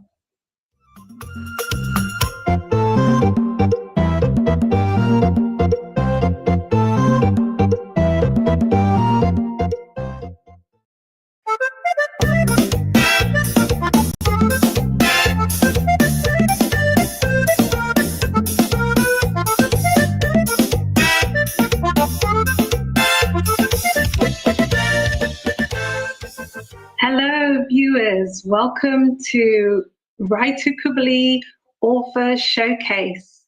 And today it is my pleasure to have one of our longtime writers, Alec Lazar, who we're interviewing today. And he's going to tell us a little bit about his writing journey. And we're going to have a nice chat with him. So, Alec Lazar, one of our great Dominican writers. So Alec, thank you so much for taking the time and joining us. Well, let's jump straight in. Can you tell us a little bit about yourself and your writing journey? Did you always know you wanted to be a writer? Well, thanks so much for inviting me.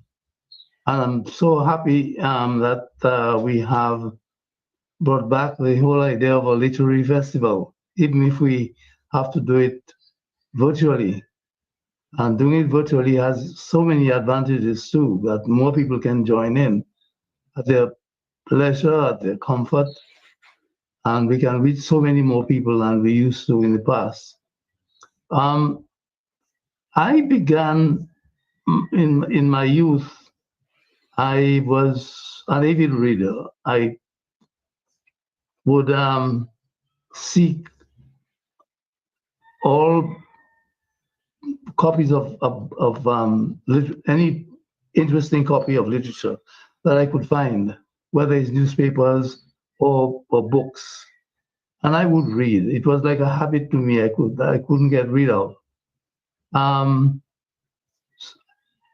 when I was of age that I could begin to subscribe to the public library, I began to explore many of the books that they had on hand. In fact, I was such a regular customer that I enjoyed this special privilege of being able to take out more than one book at a time. I think that habit of reading gave me a love of words and expressions and looking at characters and kind of using my own imagination to put them in diverse situations. And of course, it helped build up my vocabulary quite a bit. So I began to explore expressing myself in various ways at school. I think I excelled in literature. Okay. That was one of my strong subjects. I suspect that in many of my essays, my schoolmaster would not give me full marks. So he would give me a point less than 10 or less than 100. But I continued with that interest, and at a very young age, I started exploring, looking at writing first short stories, and later on, I began to write plays. I remember that we were very keen on, even past secondary school, we were keen on putting out, developing theater. And we found a small group that we could work with. And I would write many of the scripts that would perform at various events. For instance, when the public civil service used to have their week celebration, he would put out small skits, and I would write the scripts for them, and would act them out. Okay, So wow. that was a good start. That's long before I began to even think of writing a challenging thing like a novel. But I began writing short stories at an early age, looking at the characters around me on the streets, in the yards, and trying to see whether I could portray them on paper. In that, I was very inspired by the works that I began to read by West Indian writers. Okay. Reading the classics put you in another world that you felt was far beyond you. But when I discovered people like Selvon and Naipaul, Vic Reed, and many of the early Caribbean writers, that gave me inspiration to use their language. And I began to put out many more short stories. So that was the beginning. Wow, thank you so much for that. And I just wondered, besides reading and experimenting and school, were there any other ways that you started to learn the craft of writing? Did you go on any workshops or anything like that? Did you have any mentors at all? Well, as far as the bookshops are concerned, I was a constant customer. Yeah. Even with my small salary when I was a clerk, I would, on a weekly basis, on the bookshops. As you can see at my back, I've had quite a collection of books over the years, because I would pick up anything I thought of interest and read. Books were my constant companions. Okay, but did you go on any courses, writing courses? Not really, not formal. Okay. I never did any formal writing courses. But Okay, by wow.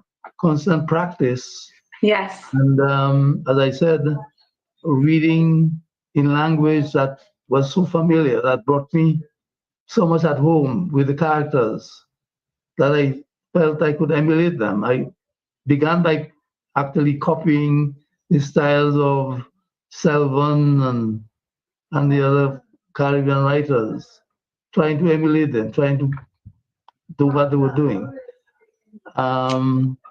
until I found my own style, until we began to look around you and identify clearly with your environment, and you began to put out your own work and in your own words, in your own style. But it was good practice for me to observe what the successful writers at the time, they were distant, and most of them were Caribbean people, but Yeah. they lived overseas. They lived in the UK, or they lived in Canada, or they lived in the US. Yeah, But, that's one of the things I will ask. Yeah, yeah. We could identify with them. Yeah. For those who don't know, would you mind just saying what some of the books that you've published are? If you wouldn't mind just giving the list of your publications for those who aren't aware. My first publication outside of Dominica was my book of poems, Rich Island Verses, which I published, I self-published with one of the print-on-demand publishers. Wow, they had print on demand even back then. Yeah, even back then. That was in 2001. And I was pretty proud of it. It was an attractive cover, very well done, and to some extent it was successful, but poetry is not a very Yeah. good seller. Yep. Yep. And I may have overreached myself in trying to think that the readership in Dominica would be large enough to take on all the books that I ordered at the time. I still have copies of it. How many did you print?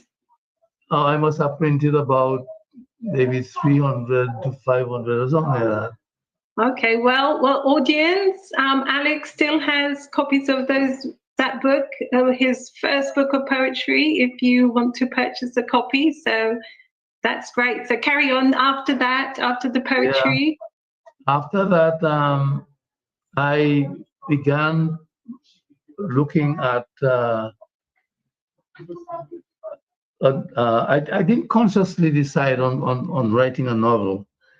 My interest at the time kind of was drawn towards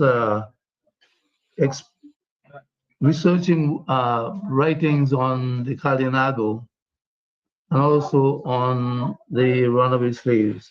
I came across several books by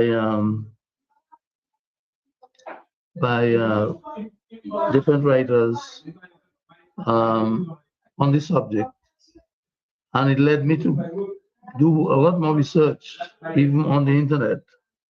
And the more I dug in, is the more fascinated I was by what came out of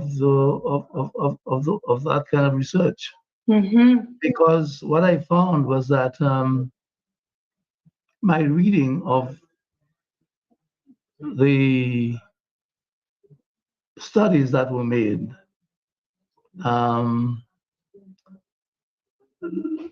led me to think that what we learned ourselves from the reports that came out from the colonial office.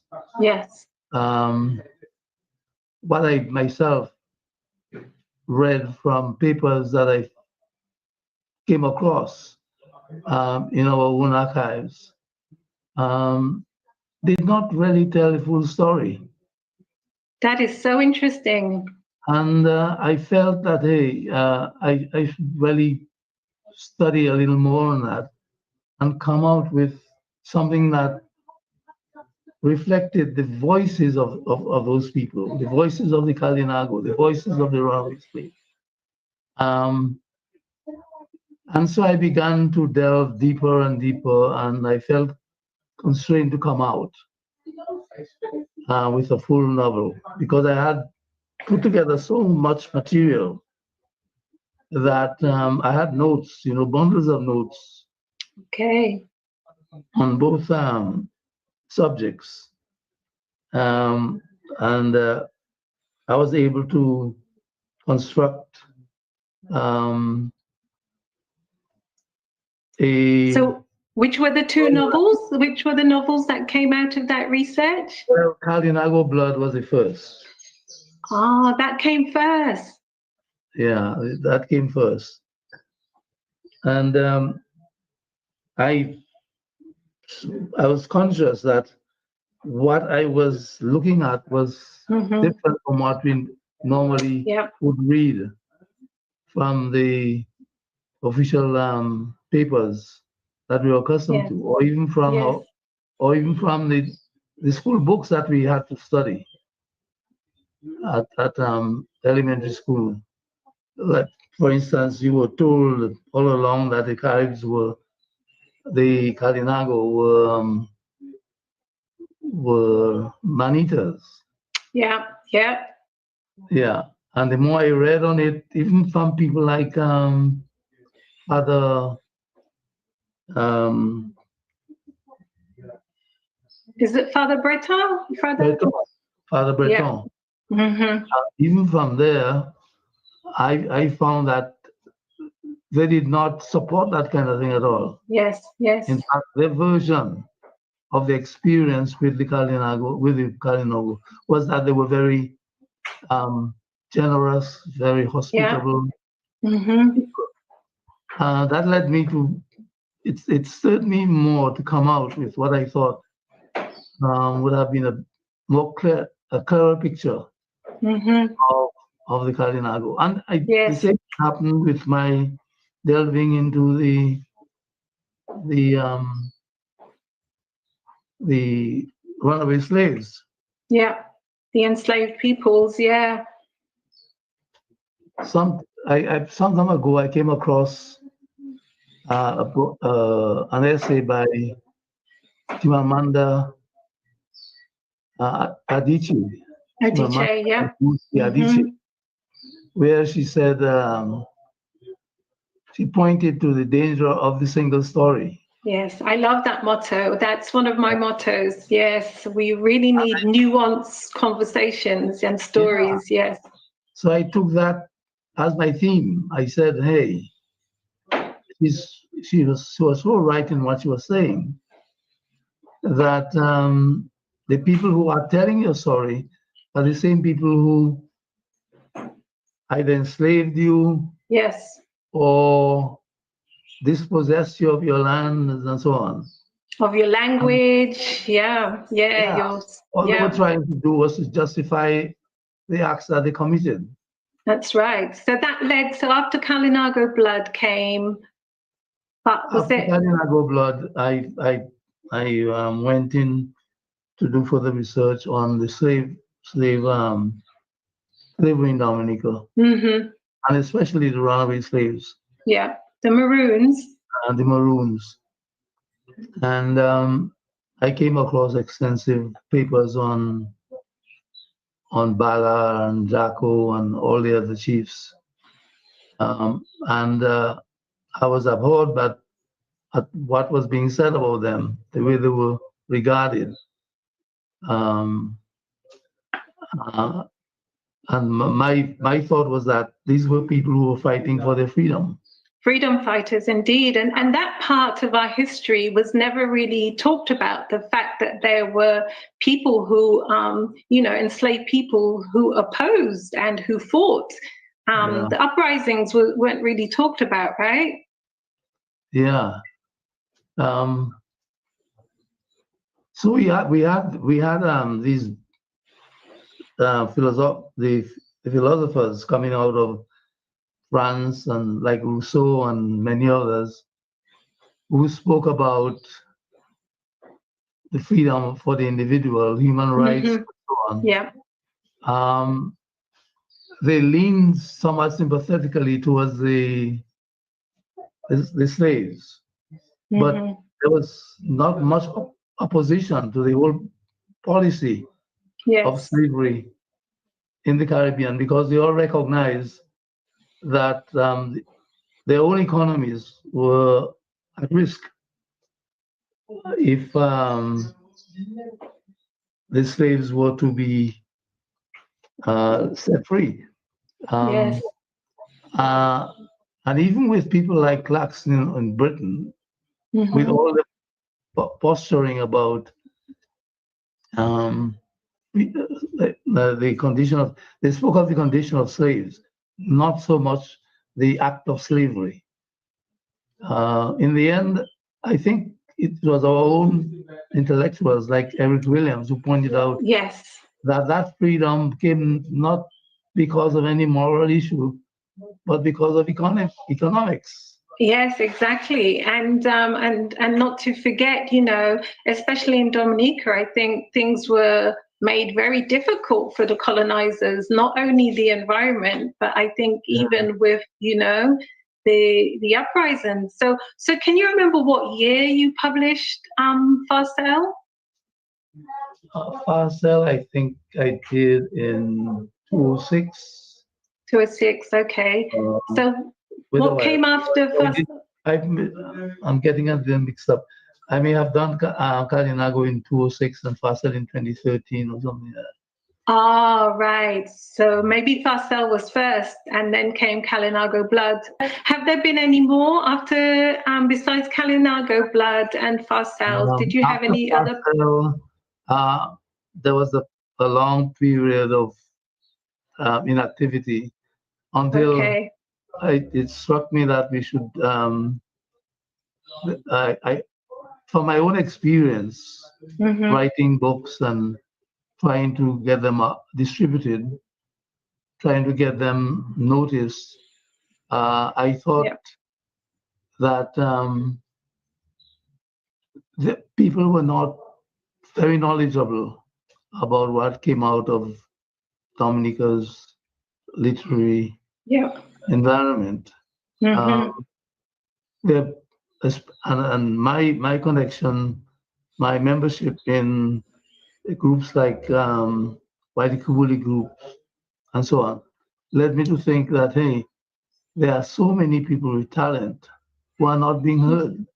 Yeah, absolutely. Yeah. And I began to look at more and more, gather information on some of the new writers. And I went back and revisited some of the older ones like Jean Rees and Orphrey and Ed Scobie. And I thought we should really put out something that highlighted the works of many of those writers. So I went about putting together a whole index of writers. And from there, the most difficult task was to get to the older ones Yeah. or their families to see if I could get their permission to put out extracts from their work. I had to go and find addresses of people way out in Paris, in various parts of England, Essex, and so on, and write them to see whether they To would get their give permission, yeah. permission for me to.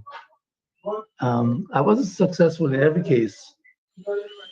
The newer writers were quite simple, that I could telephone or send emails Yeah. and get their permissions. But those people living overseas, it was quite a challenge. Well done for that. Trace them where they were and get their permission to use parts of the work. I still regret that I was not able, for instance, to get in touch with somebody like Daniel Cordero, who was one of the young, vibrant, though controversial writers in the 60s. Wow. I was able to trace him way out in Canada, but as soon as I thought I got hold of him, I was told that he had migrated to England. Oh no. And I couldn't get any, despite all my efforts, I couldn't get any trace of him. Well, somebody else will have to follow up that trail for you then, because that anthology is such an important record, you know, it's such an important record of Dominican writers, together with Irvin Andre's Distant Voices. So yeah, that is such a great endeavor that you took. Well, did you have any surprises when you did that piece of work, the anthology of literary work by Dominican writers? Was there anything that really surprised you? Well, my surprise was the vast number of young writers who are there. Yeah. I was amazed when I came up with a figure of 246 or so. I could only do 44 of them. Yeah. And in my introduction, I said somebody else would have to pick up the one. Yeah, take up that challenge. Yeah. We're trying to maintain a record, yes, of all the books written by Dominican. So, I mean, the number, that was amazing. It really surprised me when I came up with 246. Wow. Of people who are there, who have written various pieces. And their works are there. It's a matter of getting to them and putting the pieces together and coming up with a few more volumes of the same kind. Yeah. So Was that your last published book? Are you working on anything at the moment, or No, that's my that last you, book. that's so you're not planning to write anything else? I'm not planning to write. Well, I have ideas of things that can be done. For instance, there's so much left undone. Yeah, indeed. We have, for instance, looked at the slavery period up to about 1834. So, sorry. And we have the new writers who have picked up some of the later periods from the 50s, 60s, and so on, from the 40s onwards. But there's a huge gap in the 80s. Yes, yeah. The turbulent times as well. Yeah. Yeah, where you have the emerging group of Black people and the mulattoes who were educated enough that they could begin to express themselves and vie for position in the society. They had to fight for it, but they struggled to emerge as an identifiable group. Yeah. In politics or in literature or whatever. Could itself form stories, you know? Yeah, there's lots of work to be done for sure, yeah. That period is not covered. And there is so much material available, I'm sure, in the archives that that would be a useful period to study and come up with a picture of what transpired in those times. Because during that period was the formation of what turned out to be the more vibrant group of agitators, if you like, of the 40s and 50s, 60s, and 70s up to independence. Yeah. There were people who were struggling against the old colonial period. Yeah, yeah. Against the class distinction that there was, you know. And I thought that was a period that would be of great interest to writers in Dominica. Because I always say, you know, you really have to understand the past to understand the present, right? It's so important. It really explains. So let me just ask you, what was the response like? I mean, you were really ahead of your time writing about these things because not many people were. So what was the response like, locally and regionally and even internationally, to your books like Farsal and Kalinago Blood? Did you get much feedback from locally and wider afield? When the books first came up, my short stories, you get, there wasn't much that was being produced at the time. People, out of curiosity, would really go into it. And some of them would be excited that was being done. And you got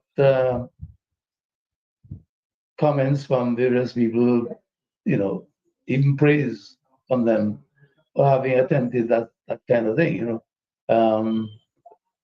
Local person getting involved in producing short stories. It wasn't very common at the time. So it drew some attention. But by and large, I don't think we have quite a great readership in Dominica. Especially now. I think the younger generation are drawn into the more exciting technology where they can get all their excitement on YouTube and Facebook and TikTok and all of that on their cell phones. So I don't think there's that's my impression. That people are that excited about books anymore. Okay. Are any of your books taught in schools? Do any schools in Dominica teach your books or have your books, things like that at all? Well, not really. And I didn't attempt to spread them because I realized that the two novels, for instance, are more for adult readership. Okay, I see. So I didn't. I made copies available to the library, so they would be out in the village libraries as well as in the central library, but not in schools. Okay. And how did you go about publishing? I know you mentioned like your short stories and your first book of poetry you self-published. How did you go about? Did you have a publisher for Kalinago Blood and Fastal and the anthology, or were those self-published as well? We are very fortunate now to have, I think, 4 publishing houses on our doorstep. You have Tonkasi Press, you have Papillot Press, you have Emmanuel Press, and you have River Ridge Press. Okay. So these things are there now that young writers can find an outlet for some of the works that they do if they are good enough to write full novels or collections of stories or anthologies of poems. But when I started, there was not much of that around, even a Caribbean basis.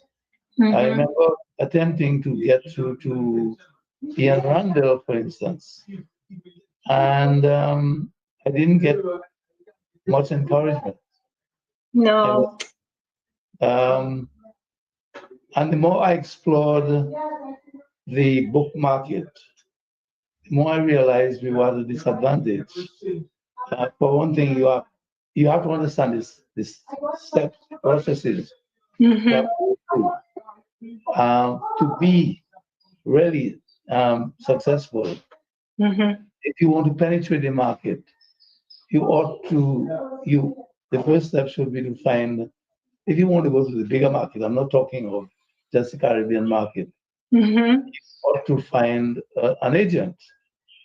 Oh, right. To find an agent is quite challenging in itself. And then from an agent, you have to go through to a publisher.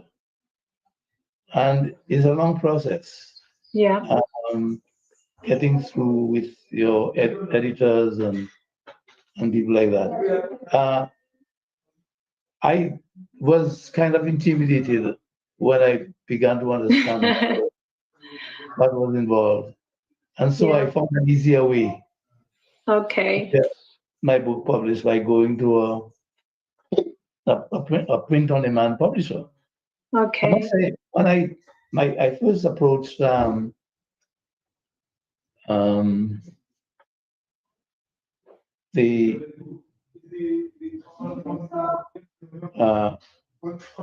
my first publisher, iUniverse.com.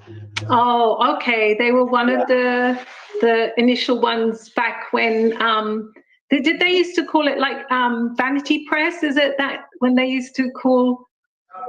Well, I only knew them as iUniverse. I found though that dealing with them was very, very friendly. Okay. Because they put you through the steps of getting the book published. You have to pay for them, of course. Right. Okay. But they do the semblance of the routine of publishing. They give you an editor. In retrospect, the editing was not very thorough.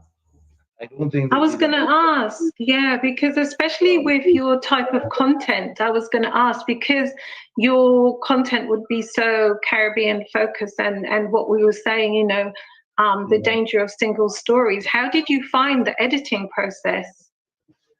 Well, the editing process was quite friendly, I thought, but it was very light, I must say. Very light editing, more line editing than structural editing. I see. So you didn't get much critique of your paragraphing or your sentence structure and that kind of thing, or even the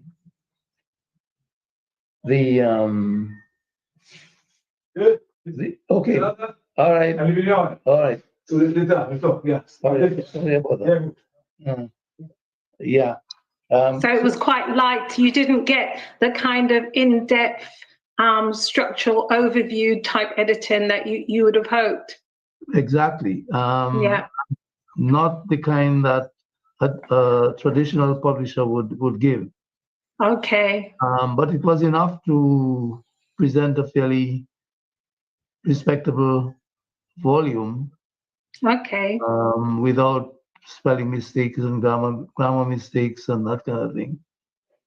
Well, I've certainly enjoyed reading all of them. So yes. Yeah. So I wanted to ask, you know, go on. Sorry. Yes.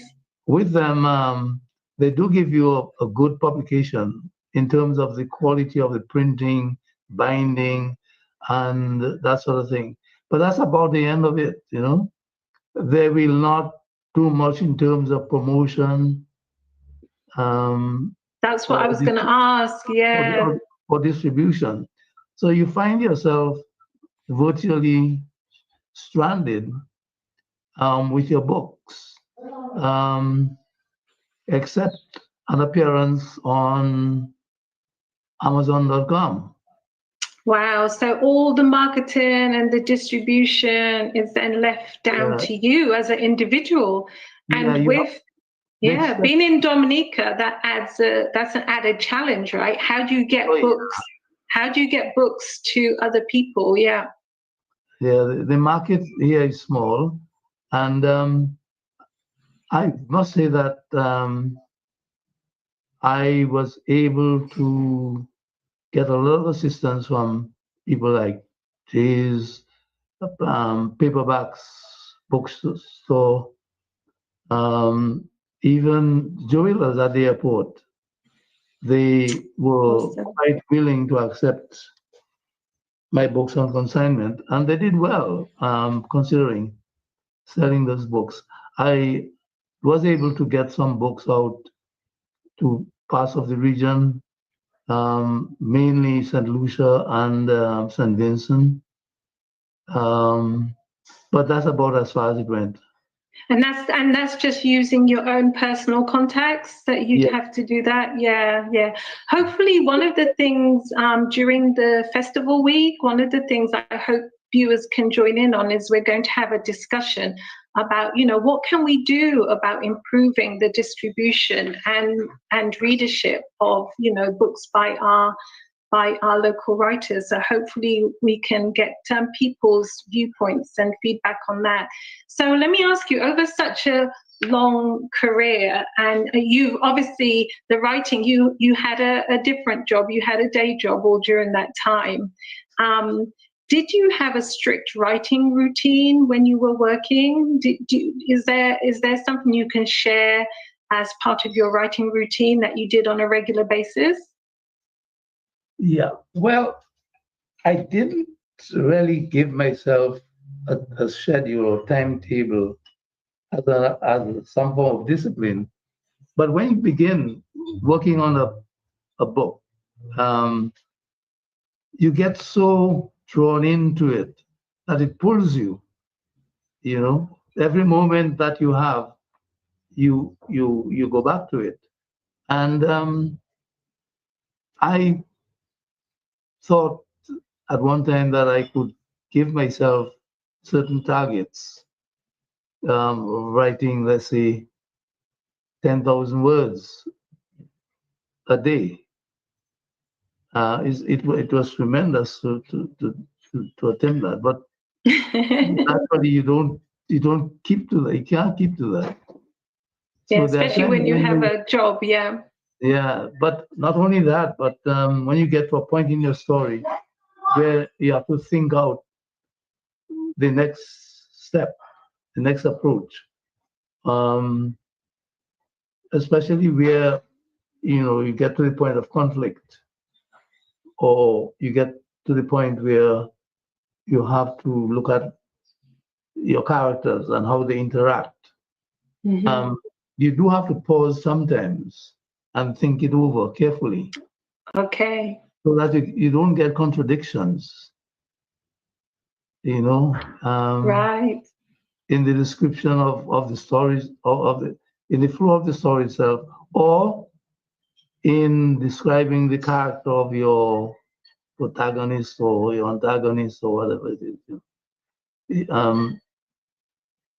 Sometimes when you go back and read parts of your story, you find contradictions Okay. in the character's behavior, and you have to go back and fix that up. Okay. So you do have times when you might get stuck, and you have to think it out carefully before you proceed. Okay, so I think you're saying, it's important not to rush through, even if you have these 10,000 word deadlines. It's important to always go back and review what you've written. Okay, yeah. So let me ask you, have there been like key moments that stick out during your writing life for you? Key high moments or key not so high moments on your writing journey that you wouldn't mind sharing with us? Well, my key moments was when you complete your work and see it come off the press. That gives you a real joy to hold that new book in your hand. But in all of it, I've had some low moments. I'm not so much in the process of writing, but I think the most difficult part of the business of writing is getting published. Getting a publisher. It's extremely frustrating sometimes. For instance, having done Parcel and Kalinago Blood, after years of experience with them on the market, I thought I could improve the marketing of the book, the circulation of the book, by looking for another publisher. And I was able, through a friend of mine, through Christy Miller, really, who does River Ridge Press, to identify a new and small independent publisher that I thought looked vibrant enough. They looked, when I researched them, they looked like they were full of energy and the kind of people that you could take a chance with, you could deal with. So I sent my book to them and they promptly accepted it. And we went on to the editing process. There was no question of fees involved. They were normal, traditional publishers. And they brought it up to the point of release. The book got to the point of release when the whole business collapsed. Oh no, that's so terrible. So you have the you have the revised version, and then it didn't manage to hit a publication? No, it fell just short of publication release. They wanted to put it off in the spring of last year, I think. Mm-hmm. They just collapsed. Oh, And, that's such a shame. you had to start all over again. So what I've decided to do with those books, incidentally, they had accepted both Parcel and Kalinago. Naga blood, okay. So you have to go over the whole process, and I took the opportunity to do a lot of editing on both books. Okay. They had, as I mentioned, they had not been given much in-depth editing. Mm-hmm. So I went over them several times, and I came out with revised copies that I intend to republish. Oh, well, that's really, we're really looking forward to that. And well done for your perseverance, because I can imagine, it's quite disheartening. It can be quite disheartening. So let me just ask about the poetry. You haven't really returned to poetry. Do you find writing poetry is completely different from, obviously it is different, but what do you find with writing poetry that you didn't get with writing fiction and non-fiction? Poetry, I think, requires a lot more emotional engagement. It's like tearing your soul apart. And I mean, you have poetry which is of different kinds. You have light poetry, like humorous rhyme or whatever. But you have some poems that when you get into them, they seem to come from deep within you. And that requires a lot more,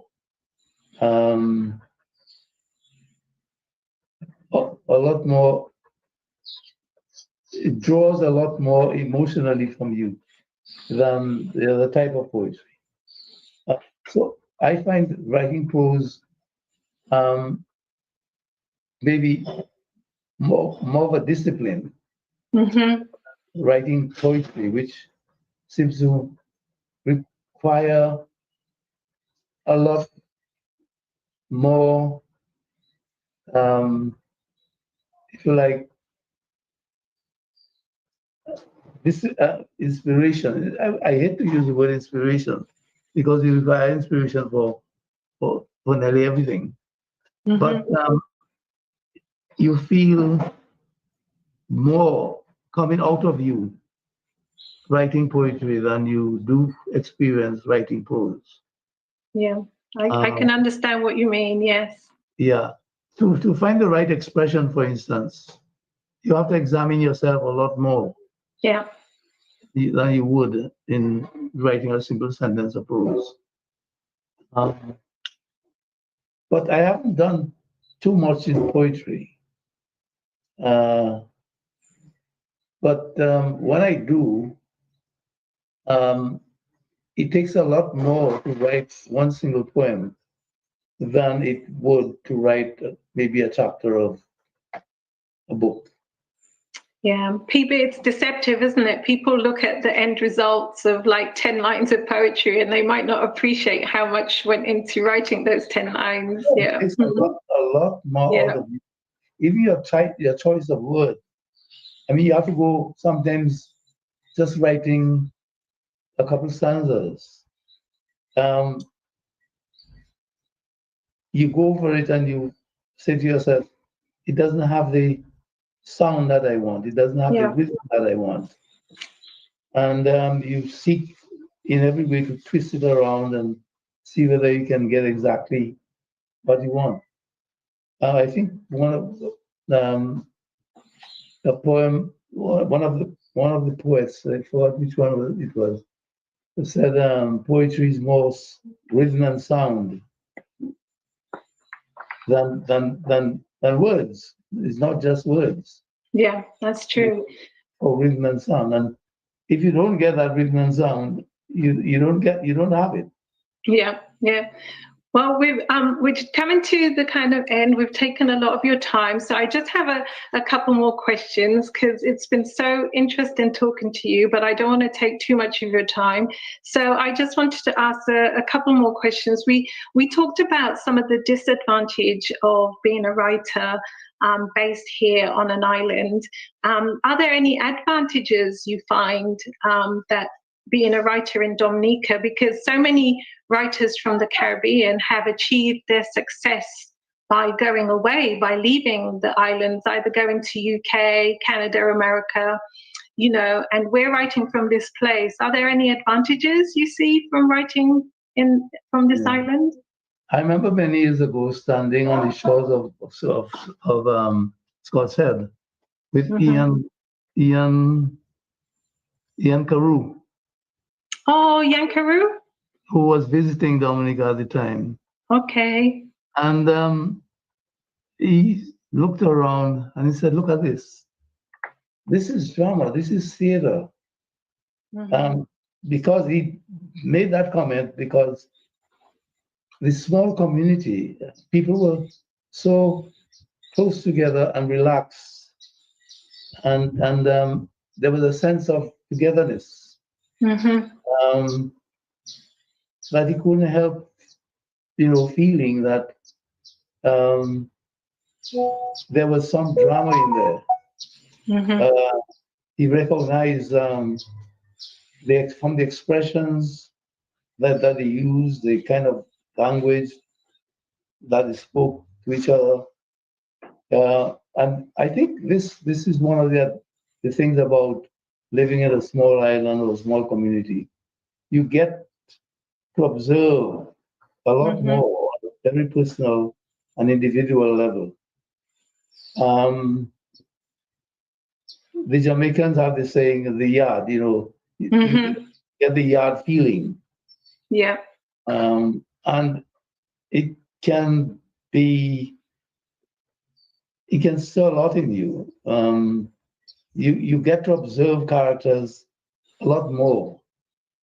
You get closer to people and closer to situations than you would in a larger society. That is one of the things that I thought that we have. That when, for instance, when Selvon writes about a bar in Trinidad, you can actually identify with the characters, as he did identify with the characters. So that is one of the advantages that I thought living in a place like Dominica. You are closer to nature, closer to people, closer to community, and closer to events. What you write becomes for you more authentic. I see, because you're right in the heart of it. Writing at a distance. Okay. So let me just ask you, as hearing the technology ringing and different things, we're using technology now. There's another one of the live debates that we're hoping to have during the festival is about the use of AI software, and whether you had any feelings about that. Do you think that AI software is going to make writers obsolete? Do you think it's going to make writers more creative? Do you have any views about the use of AI software in the writing world? I haven't thought much about it, although my son and I discussed AI as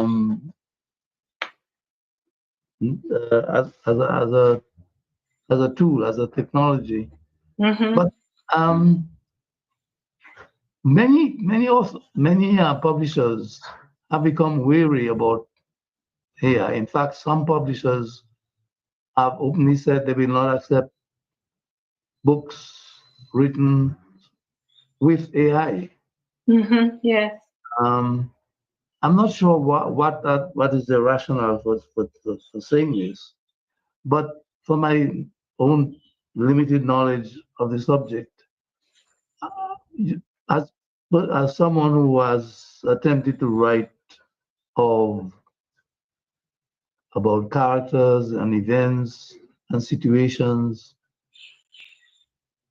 I doubt whether AI as a tool can give you that emotional feeling that a writer would. Okay. It will certainly put together some data to get in whatever form you want, but where a writer can evoke feelings of love, feelings of hate, feelings of despair, I don't think that AI will quite give it to you in the same way. Okay. Okay. And my final question, you know, is there anything that you would want to say to any of our writers, aspiring young writers or older writers who are just starting on their journey of writing and the whole journey of writing to publishing? Is there anything, any advice or any words of wisdom you would like to give to them at all?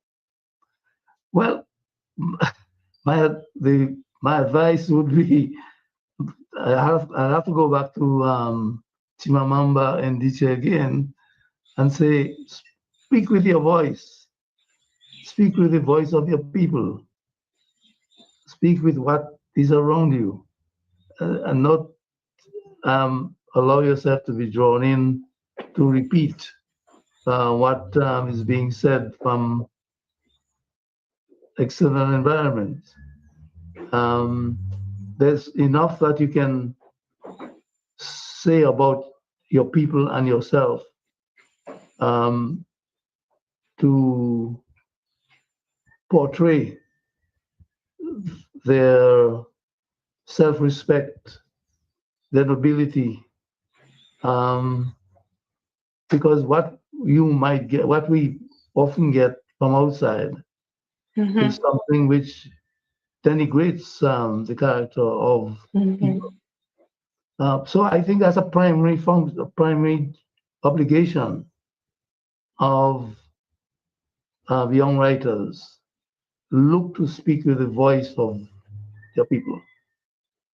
Okay. And not repeat what is being given in textbooks or history books or official papers or whatever it is, especially when they come from outside. Oh, I love that. That's a great way to end the conversation. Well, Alec, I want to just thank you so much for your time. Looking forward to the republishing of your works, and you know, you've been such an inspiration for such a long time, and such a stalwart and supporter of our local writers. So thank you, and thank you viewers who are watching the Write-Tukubuli Literary Festival. Thank you so much for your time.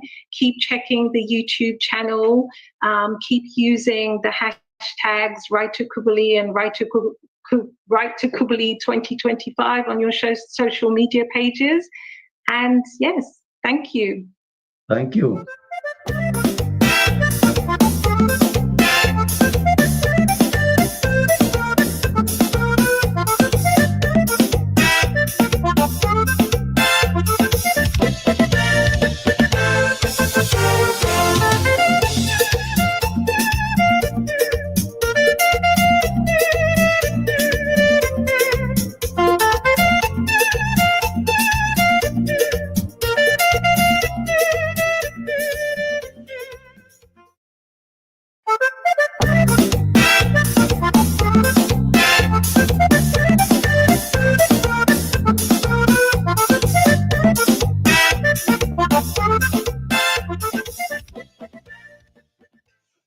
Hello, good afternoon. My name is Dorothy Levy, doing this recording for the Write-Tukubuli Literary Festival. So I just hope that we can do something which will be enjoyed, appreciated by the people who listen.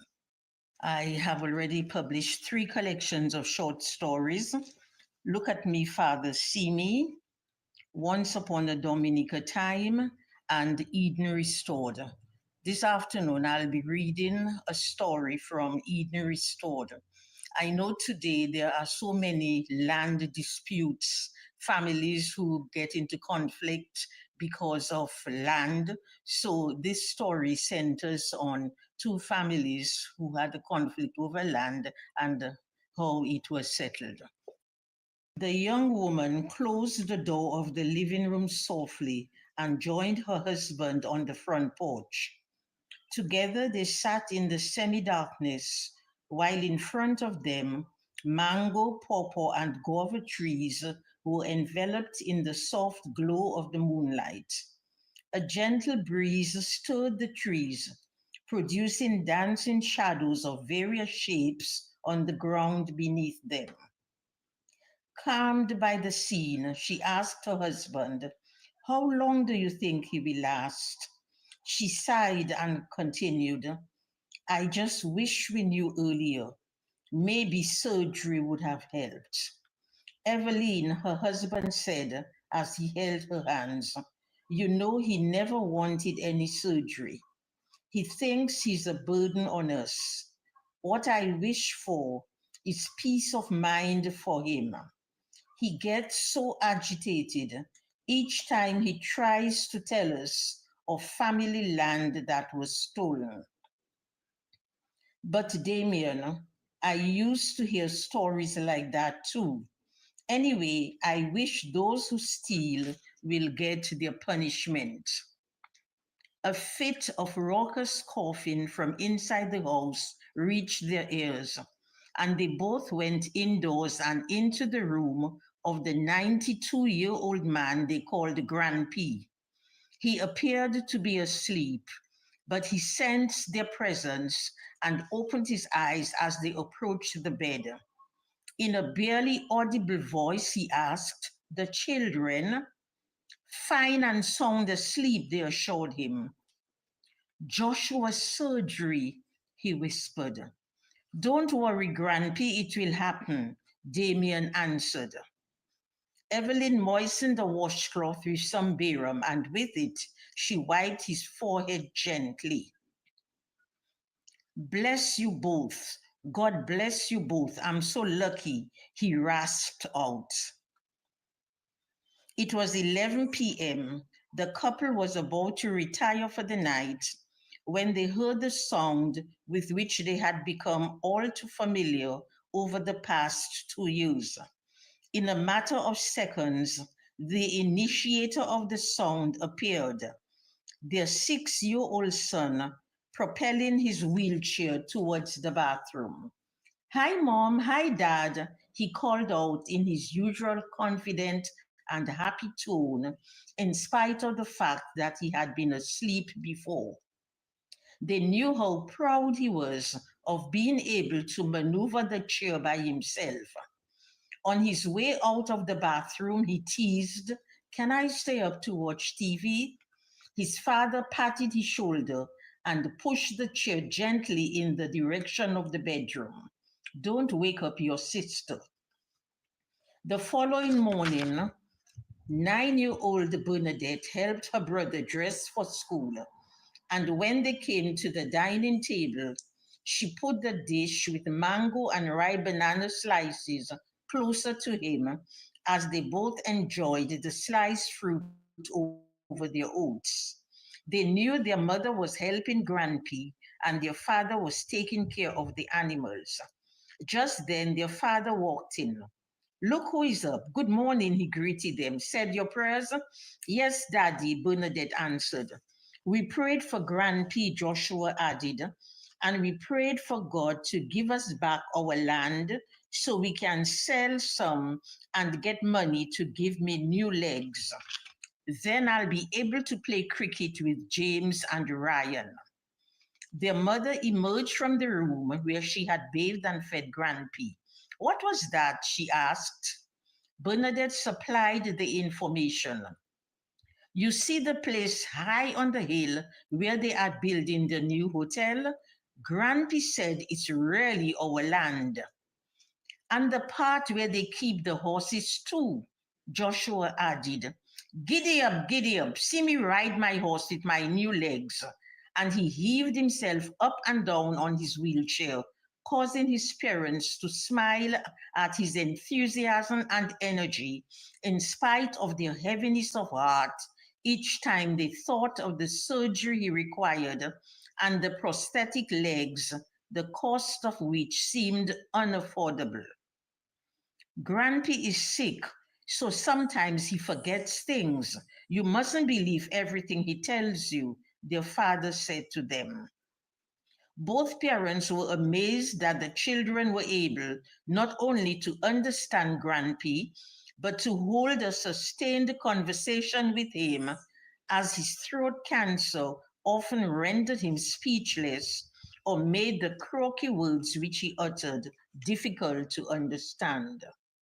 Mr. Isaac Josephs, or Gramp, as the household called him, felt better than he had in months. After Evelyn left the room, he prayed silently, asking for peace of mind. He thought he had buried the pain and humiliation he and his brother had suffered years ago. With his declining health, however, and what he faced up to his approaching end, memories of past events kept resurfacing in waves of pain, threatening to engulf him. Were it not for his caring grandnephew and his wife and their two beautiful children, he would not have found the strength to cope with his physical as well as with the emotional pain. How could they have done it to us? How could they have treated us so shamefully? He mumbled. Scenes were being churned up, causing great distress as they flooded his mind. His father, his own father, crying to him, a 20-year-old boy, confessing that he did not know how or when it happened, but that their house and land were no longer theirs. He had gambled and lost everything to his cousin. Forgive me, son, forgive me, his father had sobbed. Even after 72 years, the memory was still so vivid that it drew tears. He had moved in with a friend and continued working at the Treasury. His older brother at the time was on a 2-year scholarship in Trinidad at the Agriculture Institute. His father had another cousin who had taken him in, but there was a downward spiral in his health. 5 years later, he died a broken-hearted man. I will not think of revenge, Grampy thought. And in any case, what can I do? A helpless old man about to depart this world.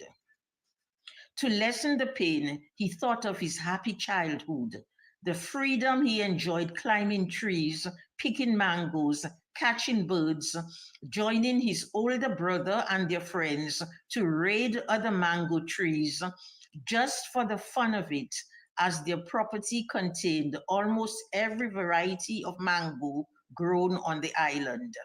His mother's illness, followed by her death shortly after, was the beginning of the end for their father. That gave the cousins the opportunity to play their hand.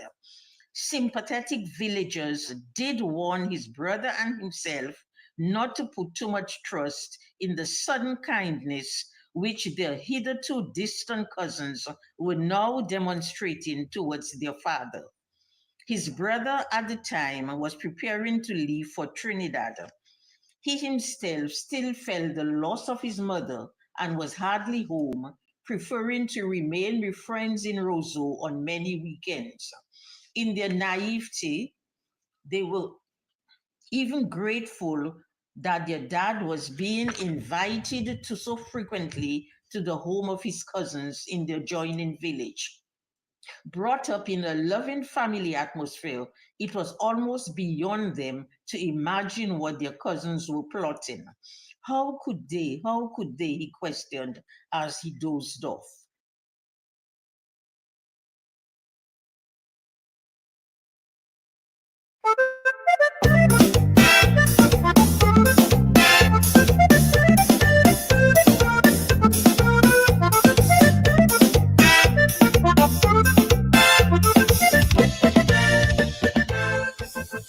Her language is dazzling, her rhythms dance. Each vibrant poem pulls you instantly into a story, a memory or a journey, and above all, into feelings that are generous and intense. Turning car parks into murky swimming pools, they lifted and smashed up 10-ton vehicles, as if they were no more than plastic toys. Finally subsiding after 12 hours of mayhem, Erica, sinister voyeurs, gleefully approves it all. And ruffling the treetops, she leads them in a funereal parting dance. Mission accomplished, she tightens her steely cloak about her, and as silently as she'd arrived, slips surreptitiously away. I decided to call his bluff a little blighter. Picture the scene. Knock, knock on the door of number 23 Erskine Road. Door slowly opens and I'm greeted by a puzzled, kindly face. Mrs. Ilias? Yes. We haven't met, but I'm one of Kuram's teachers. An anxious cloud dims her eyes before she inquires, Kuram in trouble? No, Kuram's a very nice boy. He's in no trouble at all. I'm here because he's invited me to dinner. Dinner? What dinner? She didn't mean to sound so brusque, and I completely understood. Deciding it best to compromise a little, I offered to come on another day. Okay, this one is called neo-colonization. We were colonized by the English, and we were independent how many years ago? 30-something. But I think not just Dominica, but the whole of the Caribbean has been recolonized. And you can guess, America holds this really pull. My country is but a dot whose dreams of beauty, luxury, and love gyrate indecently to the rhythms of American soaps, whose operas stomp across her shores. From dot to blinking, flickering, blinkered dot.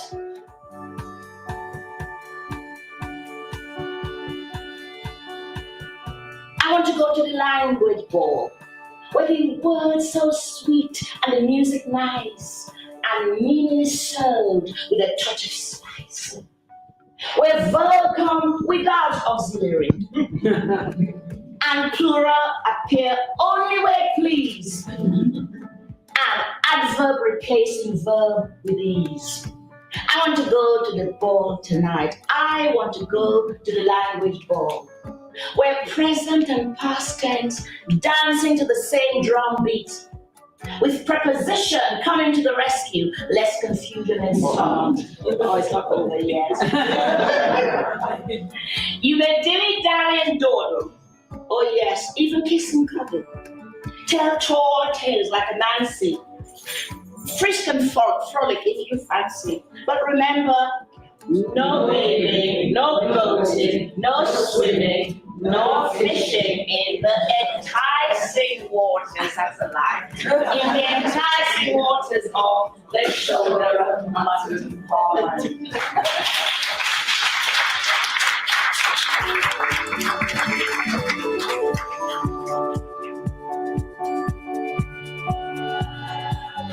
I am the man of tree forest, yellow blood. You sit all alone like me. Take your lady friendly, the best to get.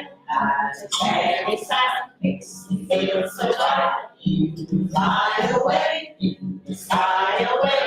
Love you and me. Well, let's do that again, your boots. Yellow bird, high up in banana tree. Yellow bird, you sit all alone like me. Now, in every class, we've got one feisty boy. And I think you're wonderful. Talented singers, wicked clappers, excellent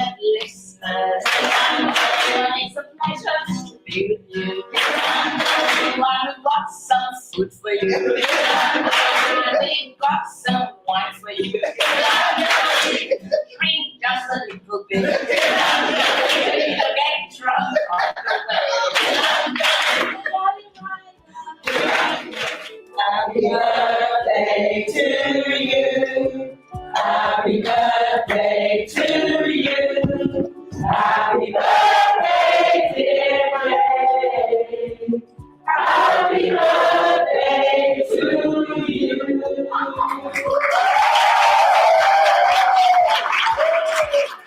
When we talked about what do you want to do for your 70th birthday, I thought, do I do tea? What do we do? And Mum wants to launch a book.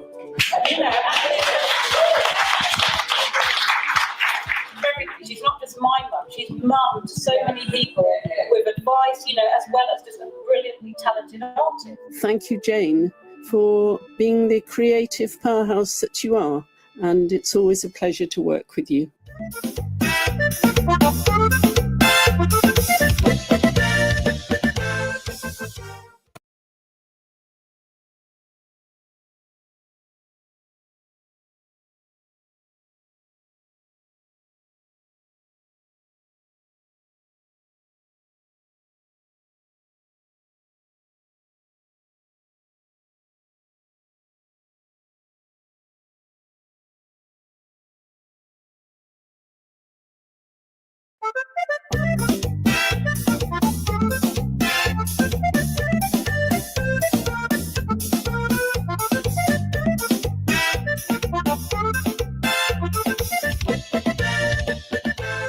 Hello, everybody, and welcome to Author Showcase. It is a production of the Write-Tukubuli Virtual Literary Festival. I'm very happy to have you here with us today. My name is Nicole Georges Bennett, and I'm your host. And it is my great pleasure to invite into our little studio Mr. Sam George, who is the manager of TDN Radio, as well as a web and software developer. Welcome, Sam. Thank you, Nicole. Thanks for having me. So, Sam, we're going to dive right in. So you, of course, have a technical background. You are an IT expert. You're a web and software developer, as I mentioned. You're the manager and producer for TDN Radio. You handle a lot of the technical issues that arise with running a radio station. And the reason that we're here to talk to you is not for any of that, not for any of those reasons. It is because you have actually dived into creative storytelling, and you have written your first novel, a legal thriller entitled The Trust. So, of course, we want to know, as someone with a technical background, what inspired you to write a legal thriller? That is a very good question, Nicole. Thank you. I even ask myself that question sometimes. But if I were to go back as far back as I can, I would say quickly that I started writing at a very young age, going all the way back to primary school in Dominica, where I was born and where I grew up. And fast forward, I've always loved reading legal thrillers or books on the law and things like that. Not because I want to be a lawyer, but just because I find them to be some of the more interesting stories that you can tell, stories around the legal system. And of course, my favorite legal author is John Grisham. I've read every book he has. I own most of the books he's written. So that was kind of my inspiration. However, The Trust, as you mentioned, didn't start out as a legal thriller, to be quite honest. It actually started out as a tech story, or rather a story around technology, because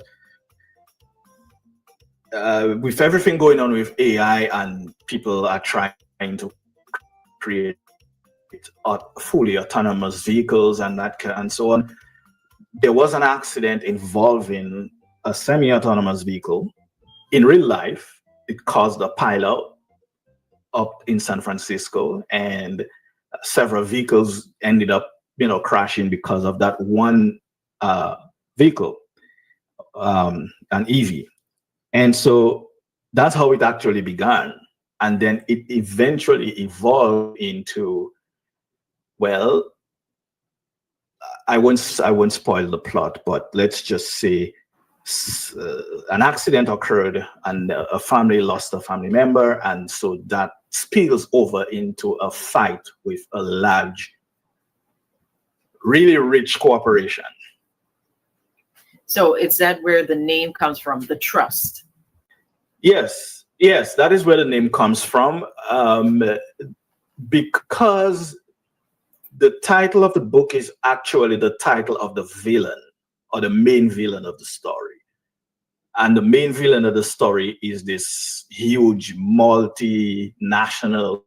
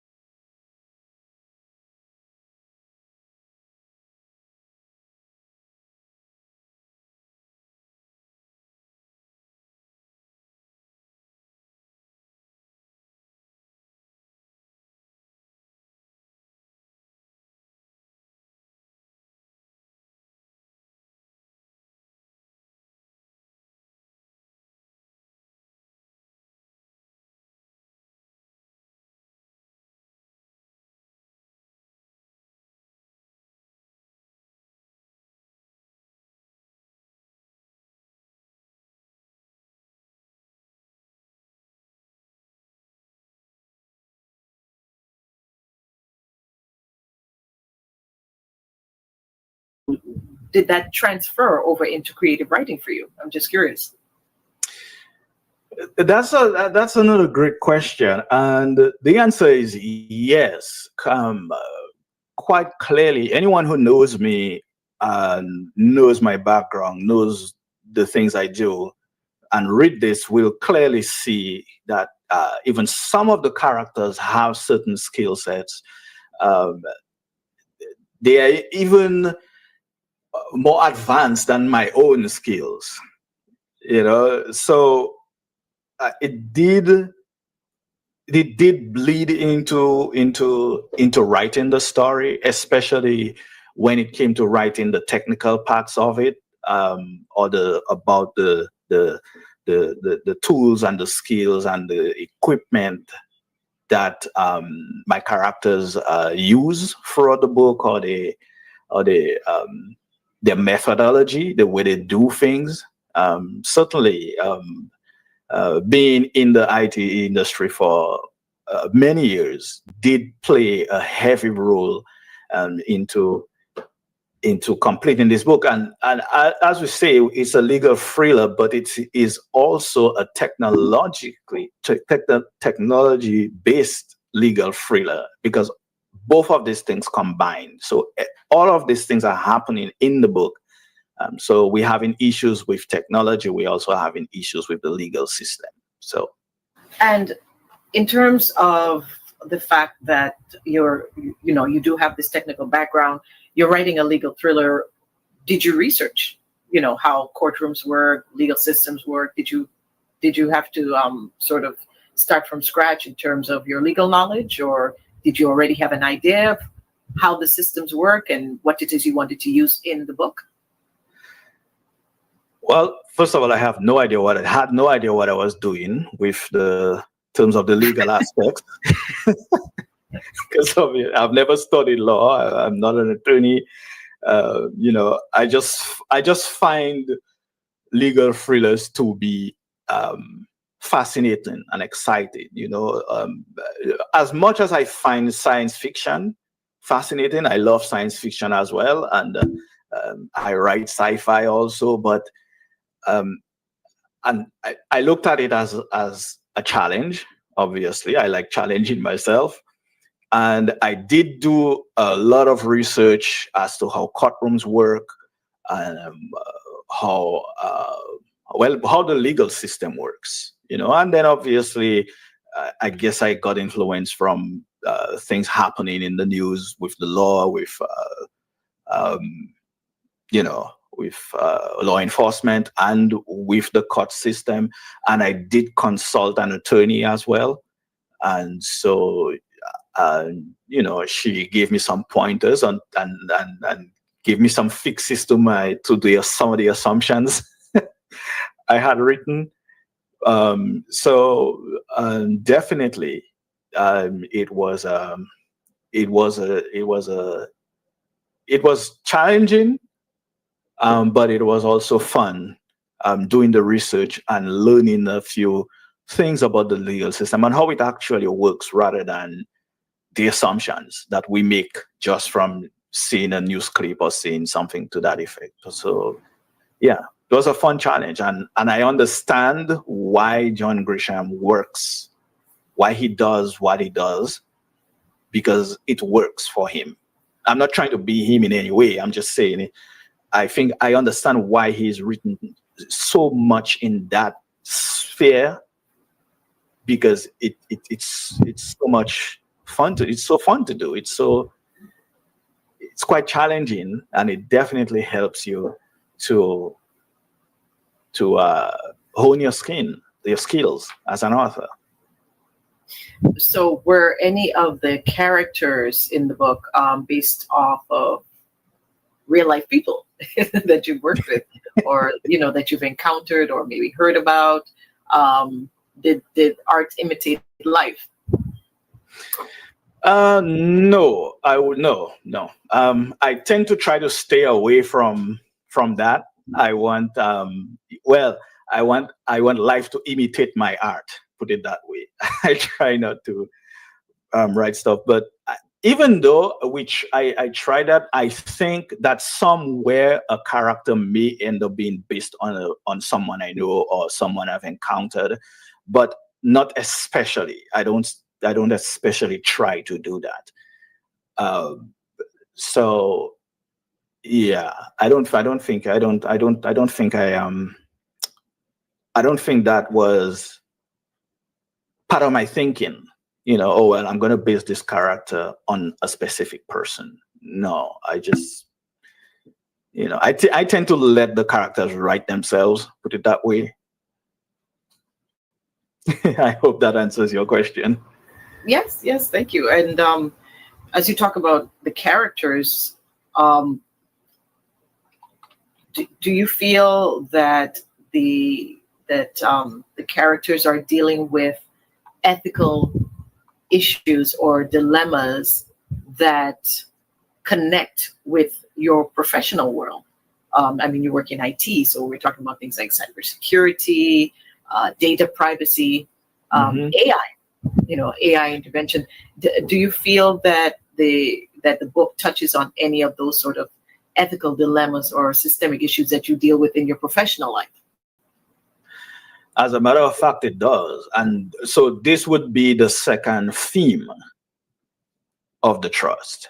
It's dealing with, as a matter of fact, the book takes place from 2029 to 2030 or 2035. And so by that time, and we are right now, we are in the world, living in the world where data privacy is such a crucial concern for most, or for many people.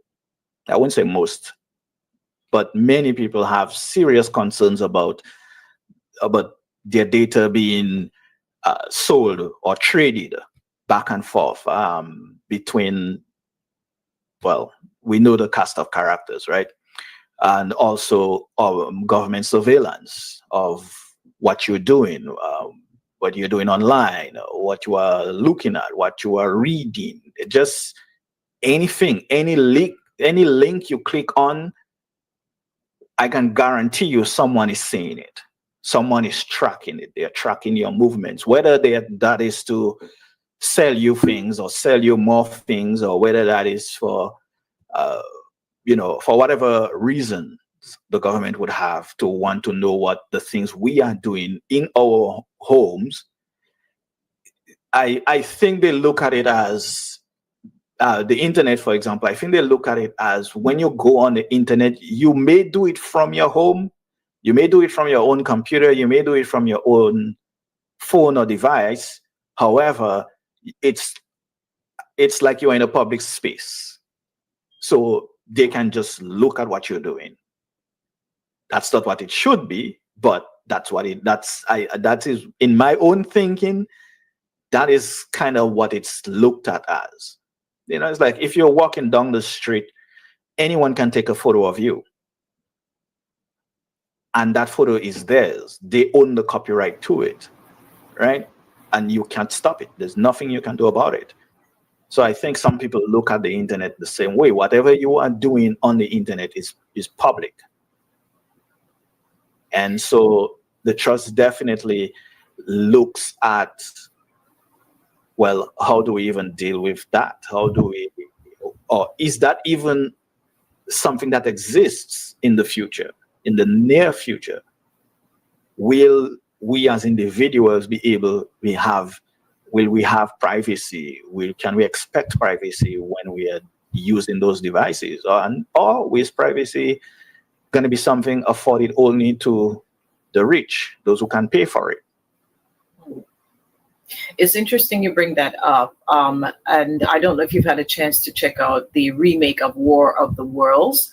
And I believe that stars Ice Cube, and it dives very heavily into government surveillance. I don't know if you've had a chance to look at that yet.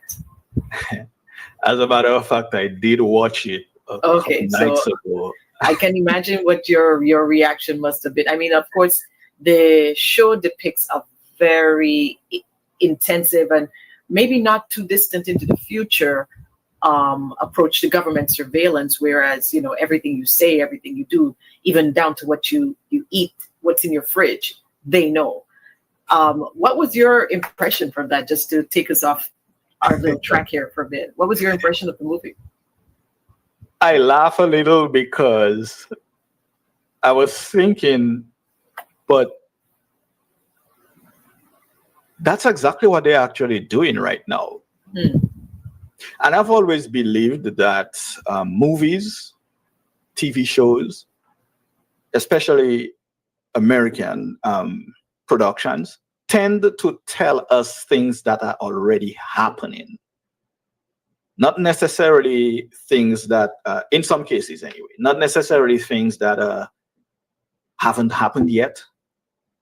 Because I can tell you for sure that there are what they call smart fridges, even smart toasters, and somebody somewhere on the internet can actually see what's in your fridge, right? I was looking at and so yeah, to answer your question about the movie, it is very, very plausible. Everything that's happening where the guy the main character is hacking into Skype account, or he's hacking into a vehicle, couple of vehicles. I think he did it to a Tesla, and he did it to a Rivian, and and he basically took control over. Well, we don't want to give away the whole movie, right? Yeah, but my point is that yeah, that's true. We don't let people watch it themselves, but certainly what is happening in the movie is not only possible; it has happened. It can be done, and I think that's the scary part. That's the scary part, and not only the government watching you. But also able to take control of your vehicle. Someone in there might be able to do that. And of course, some of the bad actors, bad characters may have access or may be able to access your fridge and see what's in your refrigerator. I mean, we have smart meters that tells us exactly how much electricity we've used. It can even tell you which appliance in your home is using the most power. That's benign, yeah. But the power we have, or the things that we do with the power we have, is what makes the difference. Yep. So, like I said, that was just sort of a little diversion from our main topic here, which is, of course, the trust. And I'd like to know, what did you think what was the most challenging part of writing your first novel? Wanting to get it right, I think, convincing myself that I have gotten it right and I have done everything I can to make the story work, make the story believable. I think those were the things that I felt I needed to focus on, because to me, even if you are writing fiction, it still has to sound plausible. Even if it's impossible, it still has to make sense. And trying to get past the doubt, for one thing, I think was also one of the main challenges.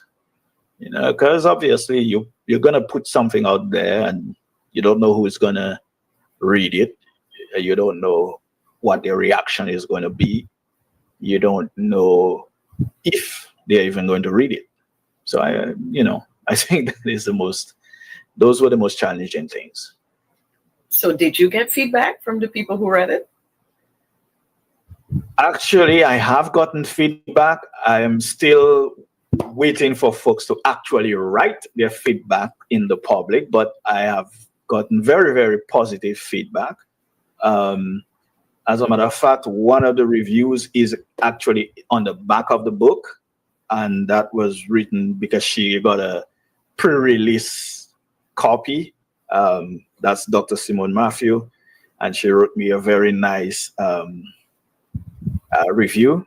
So that was the first one. And then, I saw another review online. And in fact, a young man called me from Dominica yesterday. He's a friend of mine, and told me that he is enjoying the book so far. And he loves how the main character behaves. And he said, I will write a review, but I don't know when you'll get it, when I'll do it, because I am taking my time with this book. So, well, could you share a few lines from what Dr. Simone wrote? I sure can. She says,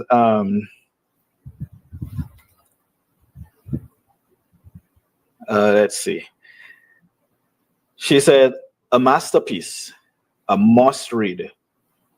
Will David conquer Goliath? And she said, pulls you into a realistic, potentially real-world scenario. Sam provides wonderful details which bring his characters to life, and readers will quickly empathize with the highs and lows of his character's life experiences. You will find yourself rooting for the underdog, but wondering, will the outcome be possible? Mm. Well, congratulations. That's quite the review. That's quite the kudos there. So, Yes, thank you. as you mentioned that you've had reviews from someone in Dominica and you yourself as Dominican born. Do you believe that you are a Dominican writer or a writer whose Dominican roots influence what you write? Now, your legal thriller is set in the U.S., but do you feel that your Dominican, your roots have had an impact on you as a writer? Most definitely. Most of my writing surrounds Dominica, or has to be. Dominica has to find its way in there somehow. As a matter of fact, Dominica finds its way in the trust, even if it takes place in New York, or our protagonist is an American.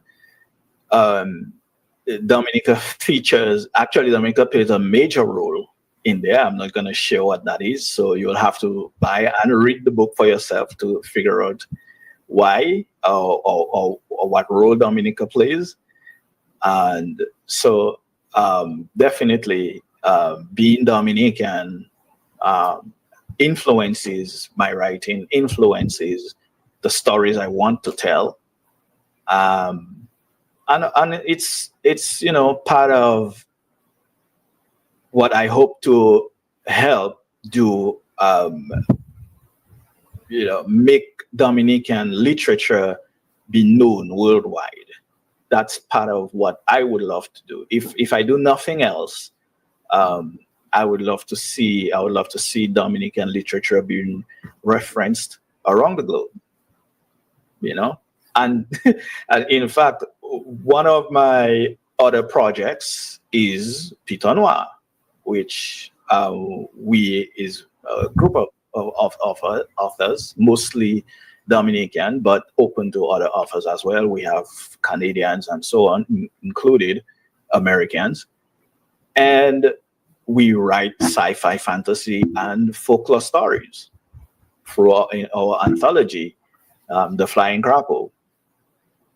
And that is heavily influenced by our Dominican tradition, the oral tradition of storytelling. So certainly, you can take the boy out of Dominica, but you can't take Dominica out of him. As a matter of fact, if you're listening, you hear the accent.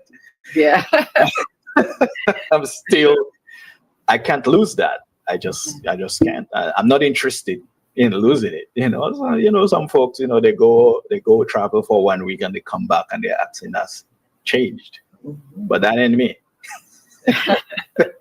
So as we wrap up here, what's in the future? Are you writing? Are you going to stick to the legal thriller lane? Are you writing a sequel to The Trust, or what's next for you? Next for me is The Trust will have a sequel, though it won't lean in as heavily on the lawyering part of the legal thriller. It will focus more on one of the characters in the trust, which is the investigator. So that's where it will focus more, the next part to The Trust. I haven't plotted out the entire thing yet because I am working on I think I have 4 other books that I am working on that I hope to publish, that they will publish before the next iteration of The Trust, or the sequel to The Trust. One of them is called Goldilocks. Yes, what you're thinking, Goldilocks and the Three Bears, but it's really just the name, and there are no bears in it. And it's quite literally a horror story, put it this way. And Quite the so divergence. and so we hope to have that published in the next few months, actually. So we have quite a bit coming up, and so hopefully I can get some of that work out there. For let me just say, one of the things I've been saying lately is that I think I waited too long before I began this journey. Began focusing on my writing, or this completing and publishing stuff, and I really have to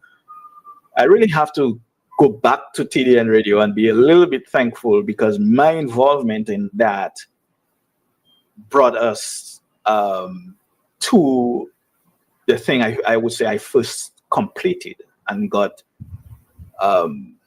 put out in the public, which was, and thanks to you, obviously, for getting me involved, our radio drama series, Redemption Road.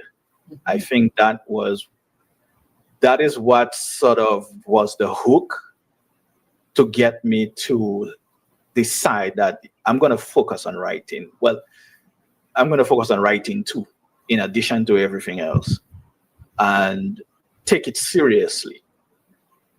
Even if it's something I love doing as a hobby, as an escape, writing fiction is my escape from the real world and my escape from real world problems. Although you can use your fiction to talk about real world problems and to go back to the trust again. That is sort of what is happening. The trust is dealing with, even if it's fictionalized, it's dealing with real world issues. We do have issues with where certain people can get away with certain things just because of the number of zeros added to their bank balance, right? So, I think that's important as well, because while we can talk about these issues in intellectual spaces or in news programs or in documentaries and all of that, not everyone watches documentaries. Not everyone cares about the news. Not everyone, and the news doesn't always necessarily give us the unbiased truth. So sometimes the way people get that information, or the way they can relate, is through a fiction story. But you mentioned that you started too late, but right now there may be someone who is an accountant or dealing with, in the engineering field, astrophysicist, somebody who creative writing, as for you, is a hobby, but it's also a passion that they haven't explored. And maybe they're in their late 40s, 50s, 60s, 70s, who knows? And they're like, yeah, it's too late. Is it really too late? No, it's not. It's not really too late. And when I say I waited too late, I just mean that I think like I've lost a lot of momentum, because I used to have books. As we went to school in Dominica, we had the composition books, right? I used to have tons of those full of short stories.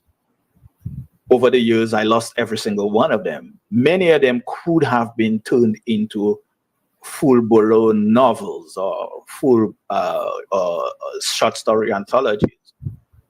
So that's what I really mean when I say I waited too late. I just mean I wasted some time on that. But maybe not. Maybe as well, that gave me the opportunity to gain more experience in life, in my career, in the things I do. And then that could translate into my writing. So what's your advice, though? So yeah, that's what I'm coming to. My advice is, it doesn't matter if you are 50, 60, 70, 100 years old and you have a story to tell, and your writing is something you like to do. You do it secretly, like the great singers who've discovered themselves singing in the shower. Yeah. Right? So it doesn't matter how old you are. I don't think the problem is age, but I will say that if you are younger, don't wait until you are older. You have the opportunity right now to take your writing seriously. If it's something you love doing, if you are passionate about it, spend time with it every day. Try to write something. I would say since Redemption Road, I have written every day. Wow. Every day I have written something or I have worked on something. And that's what you gotta do. You have to put the time aside.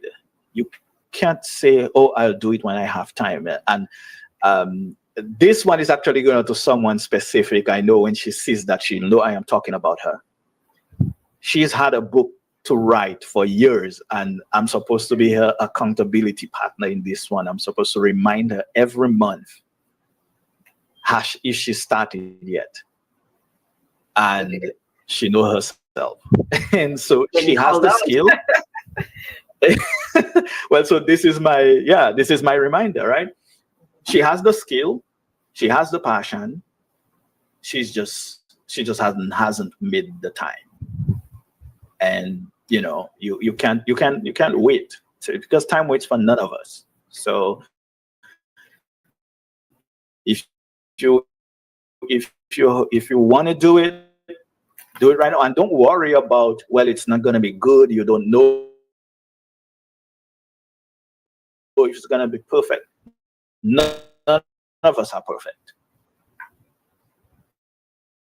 So just begin your journey, get a good, do research, learn to do your research on what it is you want to write and talk about, and go for it. And it doesn't have to be something in your field. It could be something completely away from that.